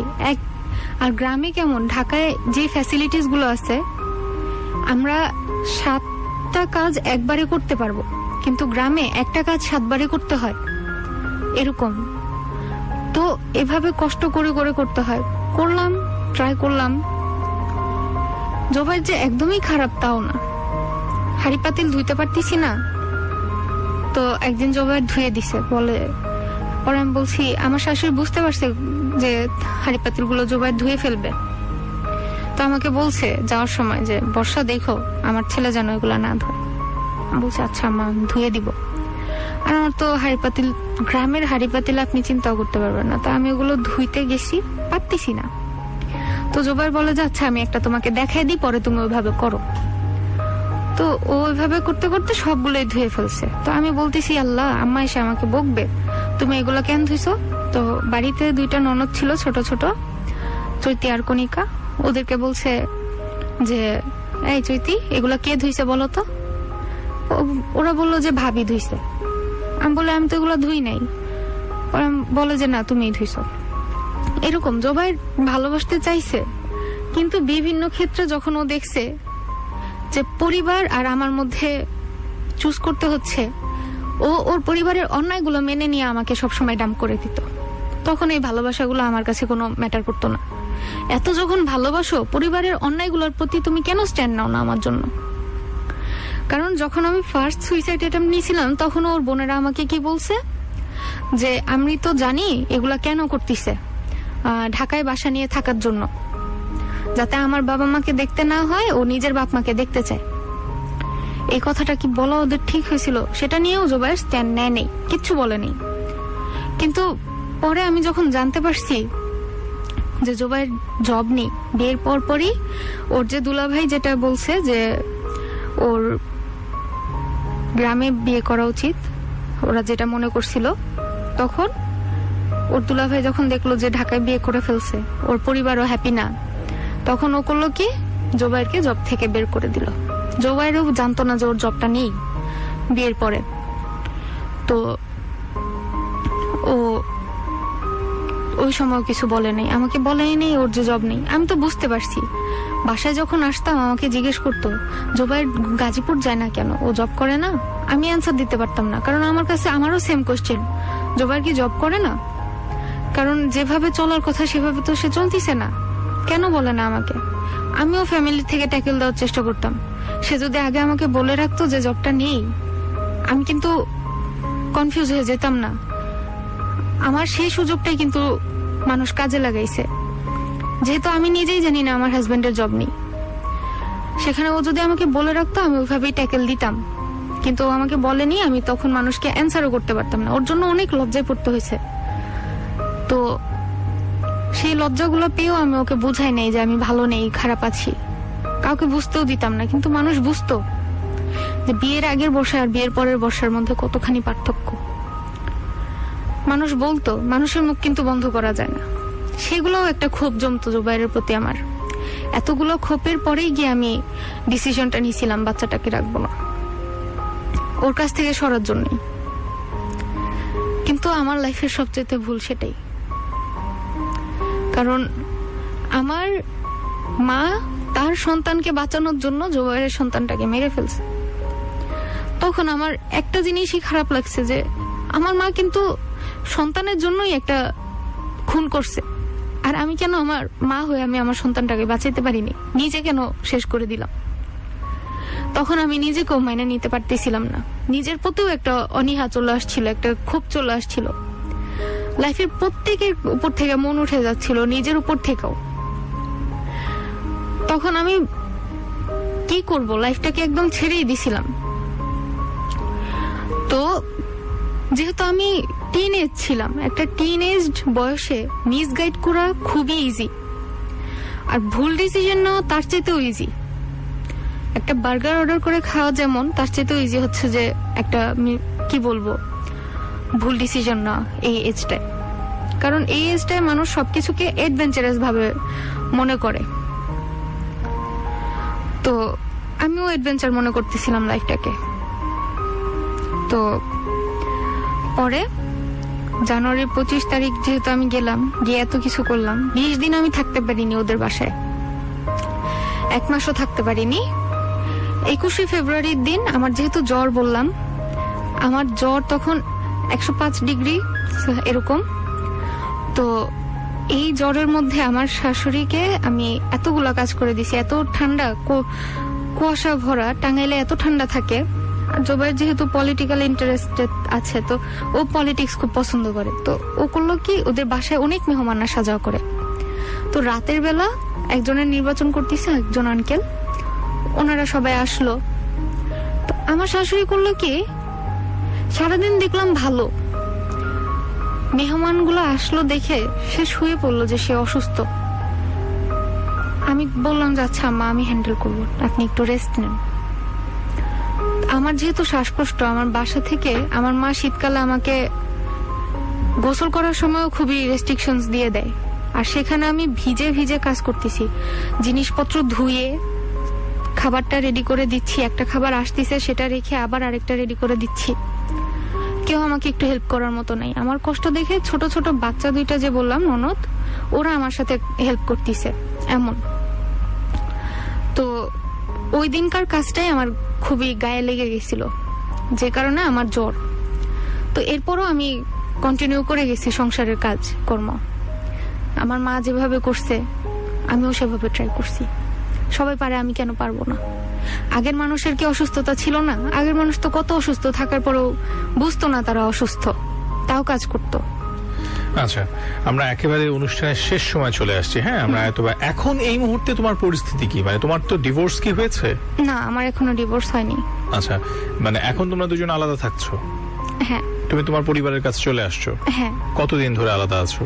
আমি ফেব্রুয়ারির 21 তারিখে চলে আসছি, মানে আমার আজ শ্বশুরকে থেকে দিয়ে। প্রায় 4 মাসের মতো? হ্যাঁ, আমার শ্বশুরকে দিয়ে সে আমাকে আমার কি বলছি, আমার দেবরকে দিয়ে সে আমাকে পাঠিয়ে দিছে। আচ্ছা, মানে কেন শেষ পর্যায়ে তোমাকে পাঠিয়ে দিল কেন? শেষ পর্যায়ে কারণ আমার জ্বর ছিল, সেটা বললাম। হ্যাঁ। ওই সময় আমার শ্বশুর শাশুড়ি আমাকে ডক্টরের কাছে নেয়নি, সে আচ্ছা। আমাকে জন্ডিস ঝাড়াইতে নিয়ে গেছে। ওকে। তো তখন চুনের মধ্যে, পাতার মধ্যে চুন দিয়ে ই করলে তো এমনি ইয়েলো পানি বের হবে, এগুলোকে ওরা মনে করছে যে ঝাড়া ফুক। ওকে। তো আমি সারা রাত এত কষ্ট পাইতাম, মার সাথে একটু কথা বলার জন্য কান্নাকাটি করতাম। জুবাইর আমাকে কথা বলতে দিত না। কেন দিত না? বাচ্চাটা নষ্ট করার পিছনে সে ভাবতো যে আমার মা দায়ী, সে আমার মাকে ঘৃণা করতো। আচ্ছা। তো সে কথা বলতে দিত না, সারা রাত চুপ করে কান্না করছি। তো মাঝে মধ্যে ঝাড়ি দিয়ে উঠতো যে তুমি ঢং করো, এত কান্না কিসের, মানুষের জ্বর হয় না? তো আমি যে এতটা অসুস্থ ও কখনো বুঝতেই চায়নি। তো ও আমাকে একবার মায়ের সাথে কথা বলানোর সুযোগও দেয়নি। তো আমি ওই দিন ঘুমাইছে হচ্ছে 5টার দিকে, আর আমার শাশুড়ি সকাল 6টার দিকে এসে ডাক দিছে। আমি বুঝতে পারিনি, আমি এতটা শীর্ণ, লাইক এতটা করুণ অবস্থা। জুবাইর যে আধা ঘন্টা ধরে আমাকে ডাকতেছে, আমি শুনতেছি, আমি যে রিয়েক্ট করব সেই অবস্থা আমার নেই। আচ্ছা। তো তখন জুবাইর বলে যে যখন ঘুম থেকে উঠছি আমি তখন লাফ দিয়ে উঠে পড়ছি, যখন আমি রিয়েক্ট করতে পারছি, ও মাই গড, জুবাইর তো অনেকক্ষণ ধরে ডাকতেছে আমাকে। তো আমি লাফ দিয়ে উঠে বসে পড়ছি। তখন জুবাইর বলতেছে যে তুই তোর বাবার বাড়িতে যা, তুই তোকারি করা স্টার্ট করছে, যে এগুলো আমাদের এখানে চলবে না, এতক্ষণ ঘুমানো, এতবার ডাকা, এত তেল তোমার গায়ে কেন বেড়ে গেছে। ওকে। তো আমার তখন রাগ উঠে গেল যে এত কিছুর পরও, এত চেষ্টা করার পরও সে আমার এই কথাটা বলতে পারলো। অথচ 5 দিন আগে আমার বোন ফোন দিছে, সে বলছে যে আমার লাইফের বেস্ট 12টা দিন ছিল এই 12 দিন, ওকে, যে বর্ষা আমার সাথে এত ভালো আছে, আমার পরিবারের সাথে কোন জিনিসটা ট্রাই না করছি। তারপরও যদি একটা হাজবেন্ড আমাকে এই কথা বলে, আমার তখন জীবনের প্রতি ঘৃণা চলে আসছিল। ওকে, তখন আমি বলছি যে থাক, তোমার এখানে আর থাকলাম না, চলে গেলাম। তো কথায় কথায় ঝগড়া লেগে গেল, ও আমাকে তাও ছাড়তিছে না, চুপ করে আছি। আমার হচ্ছে যে আমি যখন ডিসগাস্টেড, যখন একদমই চুপ করে থাকি, ওর প্রতি এমন ঘৃণা চলে আসছে, ওর কথার অ্যান্সার দিচ্ছি না, তারপরেও খুঁচে খুঁচে সে ঝগড়াটা করছে। একটা পর্যায়ে ফ্যামিলি নিয়ে গালি দিছে। তখন আমি বলছি যে তোমার ফ্যামিলি খারাপ, আমার ফ্যামিলি খারাপ না। সেটা তার গায়ে লাগছে, তখন সে আমাকে মারধর করছে। তখন ওর মা আসছে, আসার পর বলতেছে ও মা গো, তোমার এত খারাপ একটা মেয়ে বিয়ে নিয়ে আসছি, আমার ছেলেকে তুমি মেরে ফেলতে চাও, এই সেই। তখন আমি বলছি আম্মা, আপনার ছেলেকে মেরে ফেলতে হইলে প্রথম যেদিন হাতটা কেটে ফেলছিলাম, সেদিন নিজের হাতটা না কেটে আপনার ছেলের হাতটা কাটতাম। সেদিন কিন্তু রাগটা ওর উপর ছিল, আমার নিজের উপর না। আপনার ছেলেকে ভালোবাসি, তাই মারতে পারবো না, নিজে মরে যাই। তো সে এই কথাগুলো, চিন্তাগুলো আমি তাকে অপমান করছি। অনেক কথা হইল, তখন আমি না পারতে এতটা রেগে গেছি ওদের উপর, আন্তাজি কি বলছে আমি নিজেও মনে নেই। তখন ওরা বলে যে আমি নাকি গালাগালি করছি। হ্যাঁ, করতে পারি, এমন ভাবে রেগে গেছিলাম। তো ওই দিন আমার দেবরকে দিয়েও আমাকে পাঠিয়ে দিচ্ছে ওই ঘটনার পরিপ্রেক্ষিতে। হ্যাঁ। তো এরপরে আজকে অবধি তোমার হাজবেন্ডের সাথে তোমার সম্পর্কটা এখন কোন জায়গায় আছে? মানে সে কি তোমাকে আবার নিয়ে যেতে চাচ্ছে, বা তোমার ফ্যামিলি থেকে কি তোমাকে ওখানে পাঠাতে চাচ্ছে, বা তুমি কি যেতে চাচ্ছ? আমরা একদম 2 মিনিটের মধ্যে শুনবো, কারণ সময় শেষ একদম। এর মধ্যে যা হয়েছে যে ও আমার যখন ডিভোর্সটা আমি চাচ্ছি, ও আমার খোঁজ খবর নিচ্ছে না, ভালো খারাপ কিছু বলছে না। তখন আমি বলছি তুমি আসো, এসে আমাকে ডিভোর্স বুঝিয়ে দিয়ে চলে যাও, দরকারে আমি ডিভোর্স লেটার পাঠিয়ে দিব। তুমি কি ডিভোর্স দিতে চাচ্ছ? না, এটা না। ও হচ্ছে তখন আমার উকিল বাবা মার কাছে এসে আমার নামে বলল, তখন শর্ট আউট করে গেছে যে আমরা যাব। কিন্তু আমার কাছে লাগলো যে ছেলেটা আমাকে বের করে দিছে, আমি ওর কাছে একা কেন যাব আমার পরিবারকে নিয়ে? ও তো এসে আমাকে নিয়ে যেতে হবে, যেহেতু আমাকে বের করে দিছিল। আমি তো আর ছোট হতে পারবো না, যেখানে বলছে যে তুড়ি বাজাইলে বর্ষা চলে আসবে, আমি এই সুযোগটা আর ওকে করে দিব না। তো আমি বলছি তুমি আমাকে এসে নিয়ে যাবা। এটা নিয়ে অনেক ঝগড়া। ওর নিজের ফ্রেন্ড অ্যাডভোকেট একজন, ওর নিজের ফ্রেন্ডও ওর সাথে এখন কি বলবো যে ওকে মানাইতে পারে নাই বিষয়টা নিয়ে। জবাইয়ের যেদিন ছিল সেদিনও বলছে, জানো আমার একটা রক্তেরা আছে, সে কথাটা বলে গেছে। ইট মিনস সে চায় আমি যেন ছোট হই। তো এত কিছুর পরও আস্তে আস্তে আরো জিনিস খারাপ হয়েই ঠিক হয়েছে। ঠিক হওয়ার পরও আমি যখন ওকে বলি যে তুমি এসে নিয়ে যাও, ও আমার সাথে ঝগড়া করে। যখনই ব্যাপারটা হয় যে আমাকে নিয়ে যাওয়ার ব্যাপারটা, তখনই না, আমরা আসলে সেটাই শেষ লাইনটা জানতে চাচ্ছি বর্ষা। মানে এখন কি তোমাকে সে নিয়ে যাবে, বা তুমি যাবে এই জায়গায় আটকে আছো, নাকি তুমি ডিসিশন নিয়েছো যে তুমি এই সংসারটা করবে না? আমি সেটা জানতে চাচ্ছি। ডিসিশনটা হচ্ছে যে ওর সাথে আমার যে লাস্ট যে আমি সুইসাইড অ্যাটেম্পটটা নিয়েছিলাম, তখন আমার সাথে ওর কথা হয়েছে। আমি বলছি তুমি ঢাকায় আসো, আমি কথা বলবো। তখন ও বলছে যে ওর বাবা মাকে নিয়ে এই শনিবারে আসবে, আচ্ছা রিসেন্টলি। তো এই শনিবারে আসবে বলছে। তো আমি বলছি আচ্ছা ঠিক আছে, আমিও দেখবো যে আমার প্রতি ওদের ইন্টারেস্টটা কেমন। হ্যাঁ, এর মধ্যে আমার বাবা মার সাথে ওর পরিবার কথা বলছে, ফোন দিয়ে আমাকে যেতে বলছে। কিন্তু আমার কথা হচ্ছে যে ও আসবে, ওর পরিবার আসবে, পরে যাবো। একদম ক্লিয়ার। তোমার বয়স হচ্ছে 18-19 বছরের একটা মেয়ে, আমি যার সাথে কথা বলছি। তোমার জীবনে তোমার এই যে অভিজ্ঞতাটা আজকে আমাদের সাথে শেয়ার করলাম, মূলত আমার এই হটসিটে যারা আসে এদের একটা নির্দিষ্ট বয়স থাকে, 30+ 40+। বাট তুমি আজকে যে আসছো, এরকম খুব কম বয়সী মানুষকে আমরা এখানে খুব কমই নিয়ে আসি। তোমাকে নিয়ে আসার পেছনে মূল কারণ হচ্ছে তোমার স্টোরির মধ্যে তুমি আমার কিছু প্রশ্নের উত্তর এখন সরাসরি দিবে, ঠিক আছে? প্রায় তুমি 1.5 ঘন্টার মতো নিজে বলেছো। এখন তোমাকে যে উত্তর দিতে হবে, তোমার জীবনে আসলে প্রেম কোনটা? আমার জীবনে প্রেম হচ্ছে কেয়ার। আমি তোমাকে প্রশ্ন করেছি, তোমার কাছে তুমি এই পর্যন্ত 3 জন মানুষের কথা বলেছো। তোমার জীবনের প্রথম প্রেম, দ্বিতীয় প্রেম, এবং অতঃপর তোমার হাজবেন্ড। তোমাকে যদি আজকে আমি প্রশ্ন করি যে তোমার কাছে ভালোবাসা কোনটা বা প্রেম কোনটা, কোন এক্সপিরিয়েন্সটা আসলে তোমার কাছে মনে হয়েছে যে that was the best, maybe ওটা আমার লাকে ছিল না, কিংবা আজকে আমি যেখানে আছি এটাই আমার জন্য পারফেক্ট, হয়তো আমি ধরে রাখতে পারছি না, কোনটা? আমার কাছে আমার হাজবেন্ডের বাইরে কেউ কোনোদিন বেস্ট হতে ওকে, পারবে না। তার মানে তোমার হাজবেন্ডই তোমার কাছে বেস্ট। Best. প্রিভিয়াস যে দুটো এক্সপেরিয়েন্স তুমি বলেছো, তোমার প্রথম রিলেশনশিপ বা এরকম কিছু? বয়সের attraction, affection, but Okay. That was not love. Okay, great. So এখন এসে যেটা বিষয় দাঁড়ালো যে তোমার বাবা মার একটা মানে তোমার গল্প এবং তোমার কথা শুনে আমি শিওর যে আমার এখানে কমেন্টও আমি দেখতে পাচ্ছি ম্যাক্সিমামই যে বিষয়গুলো সেটা হচ্ছে যে করে ফেলেছো তোমার রাগ থেকে বা যে কারণেই হোক না কেন, এইটার জন্য তো তুমি নিজেকে কখনো ক্ষমা করতে পারবে না, বা তুমি যেই পরিবারের সাথে আবার সম্পর্কে জড়াতে চাচ্ছ বা তারা যদি তোমাকে নিয়ে যায়, তোমার কি মনে হয় না যে এই ব্যাপারটা সবসময় থেকে যাবে, এরকম একটা বিষয় রয়ে গেছে? যে ব্যাপারটা হচ্ছে যে আমার যে সন্তানটার ব্যাপার, সেটা জি। হচ্ছে যে এটা দোষ আমার নিজের, আর জি। তার কারণ হচ্ছে যে মিসলিডিং, আর হচ্ছে যে কনফিউশন ক্রিয়েট করা হয়েছে, সে কারণে আর পরিবেশের আমি যে পরিস্থিতির শিকার হয়ে এই কাজটা করছি। আর কিন্তু যে কোনো পরিস্থিতিতেই আমার এই কাজটা করা অন্যায় ঠিক হয়নি, হয়েছে। অন্যায়। তোমাদের দুটো পরিবার দু রকমের তোমার কথা অনুযায়ী। তুমি তো বিয়ের আগে যেহেতু দীর্ঘদিন এই ভদ্রলোকের সাথে কথা হয়েছে, তুমিই বলেছো আমাদেরকে, তো তার পরিবার সম্পর্কে নিশ্চয়ই তোমার একটা আইডিয়া ছিল, তোমাকে গিয়ে মাটির চুলোয় রান্না করতে হবে, ওই পরিবারে ওই পরিবেশে থাকতে হবে, এই বিষয়গুলো নিশ্চয়ই একেবারে না জেনে কিন্তু তোমার বিয়েটা হয় নাই। যেহেতু তুমি বিয়ে করেছো একটা ভদ্রলোকের সাথে প্রায় 6 মাস তুমি কথাবার্তা বলেছো, সো নিশ্চয়ই তোমাদের মধ্যে এই কথাবার্তাগুলো চলেছে যে তাদের ফ্যামিলিটা কিভাবে চলে, সেখানে কে রান্না বান্না করে। তো তুমি এই জায়গাগুলো নিয়ে বিয়ের পরে এতটা হতাশ হলে কেন? এই ব্যাপারগুলো নিয়ে কোনোদিন জোবাইয়ের কথা বলেই নেই। যে ব্যাপারগুলো ওকে উইক করে তুলে কথা হবে, পরিবার কথা বলবে, আমি বলবো।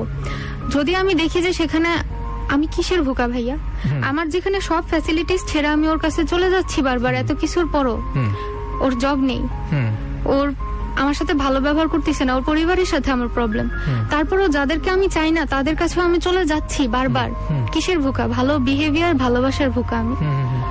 আমার আর কোনো লোভ নেই। টাকার Okay. লোভ থাকলে আমি প্রথমেই যখন ওর জব নেই জানার সঙ্গে সঙ্গে ছেড়ে দিতে পারতাম। ওকে, আমি চাই আমাকে যেন বুঝে, আমাকে, আমার একটাই প্রবলেম, আমার যেটা মনে হয় আমি কারো অর্ডারস ফলো করি না। আমাকে দিয়ে কিছু করাইতে হলে অবশ্যই আমাকে রিকোয়েস্ট করতে হবে, ওকে, কিন্তু সেখানে আমাকে সবাই অর্ডার করে। আমি চাই যেন আমাকে নিজের মতো করে ওরা গুছিয়ে নিক। ওকে, ভেরি ইন্টারেস্টিং। বাট বিষয়টা হচ্ছে আমার কাছে মনে হয় কি যে ধরো আমরা যখন একটা মানে তুমি যখন একটু আগে কথা বলছিলে যে তোমার বাসায় তোমাকে যেভাবে বড় করে তোলা হয়, আমাদের প্রত্যেকের ব্যক্তিগত জীবনে, তুমি যে পরিবার থেকে আসছো, আমি যে পরিবার থেকে আসছি, যে যেই পরিবার থেকে আসছে, তাকে তার ফ্যামিলি যেভাবে করে বড় করে, তার যখন একটা জায়গায় বিয়ে হয়ে যায়, সেটা ছেলের ক্ষেত্রে হোক মেয়ের ক্ষেত্রে হোক, ওই ফ্যামিলি সেম ওয়েতে ট্রিট করবে, এটা এক্সপেক্ট করাটা কি তোমার কাছে মনে হয় না যে খানিকটা একেবারে চাইল্ডিশ হয়ে যাবে? কারণ দেখো, তুমি একটা ফ্যামিলিতে বউ হিসেবে গিয়েছো, সেখানে তোমাকে কিছু দায়িত্ববোধের জায়গা থেকে তোমাকে দায়িত্ব পালন করতে হচ্ছে, তুমি সেটার সাথে ইউজ টু ছিলে না, বা এটা কোনো মেয়েই আসলে বিয়ের আগে ইউজ টু থাকে না। আবার এই ছেলেটার কথা চিন্তা করো, সেও কিন্তু একটা সময় যে একটা স্ত্রীর প্রতি দায়িত্ব বা স্ত্রী কি জিনিস সেটাও তো তার বিয়ের আগে জানা ছিল না। তার মানে আলটিমেটলি বিয়ে তো এমন একটা সম্পর্ক যেখানে আমাদের দুজনকে পারস্পরিক ভাবে চেঞ্জ হতে হয়, রাইট? তো তোমার কাছে কি মনে হয় না যে এখানে তোমারও অনেক চেঞ্জ আসা উচিত? এই যে তোমার কিছু জায়গা থেকে কিছু ইগো কিংবা কিছু তোমার রাগ কিংবা এই যে তুমি অর্ডার ব্যাপারটাকে তুমি এইভাবে নিচ্ছ যে সে আমাকে ডমিনেট করছে, রাইট? তো এই জায়গাগুলোতে তোমার কিছুটা চেঞ্জ করা উচিত বলে তোমার মনে হয় না? আমার মনে হয় আমার চেঞ্জেসটা হচ্ছে যে আমার নিজের রাগটা কন্ট্রোল করলেই আমি সবকিছু কন্ট্রোল করতে পারবো। ওকে, কারণ আমার যেটা আমি ইললজিক্যাল কোনো কিছু নিতে পারি না, সেটা আমি হচ্ছে যে কেন আমি মানুষের জন্য, যার জন্য সব করে ফেলছি, তার কি দায়িত্ব হয় না আমার জন্য কিছু করুক? Like Right. আমি যার জন্য নিজের লাইফটাকে স্যাক্রিফাইস করে দিচ্ছি বারবার, তার তো উচিত আমাকে হ্যাপি করার জন্য কিছু একটা করার। আমি এক্স্যাক্টলি। তো তার কাছ থেকে কোনো কিছুই আশা করতেছি না যে আমাকে এত টাকা দাও, এতই করো না। সবকিছু ছাপিয়ে শেষ প্রশ্ন তোমাকে, আমার হাতে সময় খুবই অল্প, আজকের এই সিচুয়েশনে তুমি পড়েছো জি, কেন? তোমার কি মনে হয়? এই সিচুয়েশনে আমি একমাত্র পড়েছি যখন আমি আমার ফিউচারটাকে গুছানোর সময় আমি আমার ফিউচারটাকে নষ্ট করছি, এই কারণেই। রাইট, মানে তুমি বুঝতে পেরেছো যে তোমার জীবনের প্রথম ভুল ছিল যে খুব অল্প বয়সে তুমি তোমার চারপাশের মানুষের দ্বারা প্রভাবিত হয়ে হোক কিংবা কোনো একটা ড্রিম দেখে হোক, যে তুমি আসলে মানে লাইফটাকে অনেক বেশি কমপ্লিকেটেড করে ফেলেছো। যত সহজ যেই বয়সটাতে তোমার পড়াশোনা করার কথা, বন্ধুদের সাথে আড্ডা দেওয়ার কথা, সেই বয়সটাতে তুমি প্রেম ভালোবাসা এগুলোর মধ্যে জড়িয়ে পড়েছিলে। তোমার কি মনে হয় না যে এটা অন্যতম কারণ আজকে তোমাকে এই সিচুয়েশনে নিয়ে আসার জন্য? হ্যাঁ, এক্স্যাক্টলি। সো আই হোপ যে তোমার এই গল্প শুনে আজকে যারা লিসনার আছেন তারা সবাই রিয়েলাইজ করবেন যে অ্যাকচুয়ালি আমি কেন বলেছিলাম যে টিনেজার থেকে শুরু করে অভিভাবকদের সবারই শোনা উচিত। আপনারা যদি খেয়াল করে দেখেন যে একটা মেয়ে প্রেমে পড়েছে বা একটা ছেলে প্রেমে পড়েছে, এটা খুব কমন একটা চিত্র। হ্যাঁ, এখন প্রযুক্তি এত হাতের মুঠোয় চলে আসছে, আমাদের এই আই লাভ ইউ শব্দটা বা পরবর্তীতে ডেটিং শব্দটা, এরপরে যতই আমরা ক্লোজার রিলেশনশিপে চলে যাব না কেন, এটা খুবই ইজি, রাইট? ফেসবুক, ইনস্টা, নানা রকমের সোশ্যাল মিডিয়ার কল্যাণে মোবাইল ফোন তো আছেই। তো সবকিছু জায়গা থেকে আমাদের নিজেদেরকে একটু বোধ শক্তি বাড়াতে হবে। এই ধরনের শোগুলো কি শুধুই এন্টারটেইন করার জন্য আমি প্রচার করি? নিশ্চয়ই নয়। এন্টারটেইনমেন্ট একটা পারপাস, আরেকটা পারপাস থাকে, যেহেতু প্রায় দীর্ঘ 12 বছর ধরে রেডিওর সাথে আমার সম্পর্ক এবং এই পুরোটা সময় জুড়ে আমি আমার লিসনারদের বিভিন্ন রকমের প্রবলেম ভিত্তিক শোগুলোই করে আসছি। তো আমার কাছে মনে হয় আমাদের মূল সমস্যাটা হচ্ছে class 9, 10, inter first year and second year. এই 4টা বছরে আমরা আমাদের লাইফটাকে যদি গুছাই নিতে পারি, আমার ফিউচার কিন্তু গড়ে যাবে। আর আমি যদি 4 বছরের মধ্যে আমার লাইফটাকে একটু ঝামেলায় ফেলে দেই, ওই ঝামেলা পোহাতে কিন্তু আপনাকে আজীবন হবে।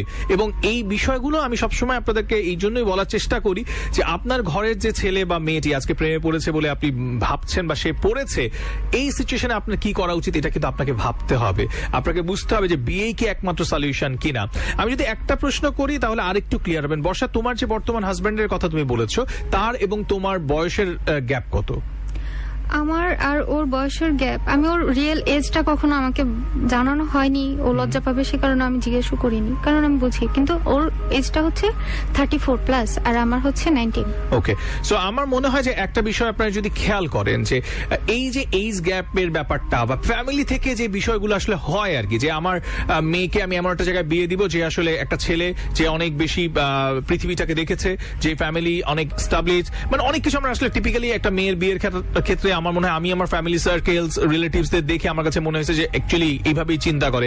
আল্লাহ জানে এক সময় না এই ব্যাপারটা আমার মেয়ের বিয়ের সময় গিয়ে আমাকেও এই চিন্তা করতে। আমি চাই না যে আসলে মানুষের এই ধরনের চিন্তা ভাবনাগুলো আসুক। মানুষের চিন্তা ভাবনাগুলো হওয়া উচিত সুস্পষ্ট যে আমি যেভাবে করে আমার সন্তানকে বড় করে তুলেছি, আমার সন্তান ঠিক এরকম একটা পরিবেশ পাবে কিনা, এই রকম একটা মানুষ তার হাতটা ধরবে কিনা। তো আমরা ম্যাক্সিমাম টাইম কি করি, যখন সন্তান প্রেমে পড়ে যায় বা সন্তান একটা ভালোবাসা সম্পর্কে জড়িয়ে যায়, তাকে বের করে নিয়ে আসার জন্য দ্রুত একটা সলিউশনে চলে যায়। সেই সলিউশনটা কি? মেয়েদের ক্ষেত্রে ম্যাক্সিমাম টাইম হচ্ছে বিয়ে দিয়ে দাও। আর এই বিয়ে দিয়ে দিতে গেলে তখন দেখা যায় যে স্বাভাবিকভাবে সমবয়সী একটা ছেলে তো আর এই বিয়ে সেই ফ্যামিলিগত ভাবে হবে না। তো তখন তার চাইতে অনেক এইজড একটা ছেলের ক্ষেত্রে, সেই ক্ষেত্রে তার পরিবারটা যদি একটু ভালো হয়, তাড়াতাড়ি বিয়ে দিয়ে দাও।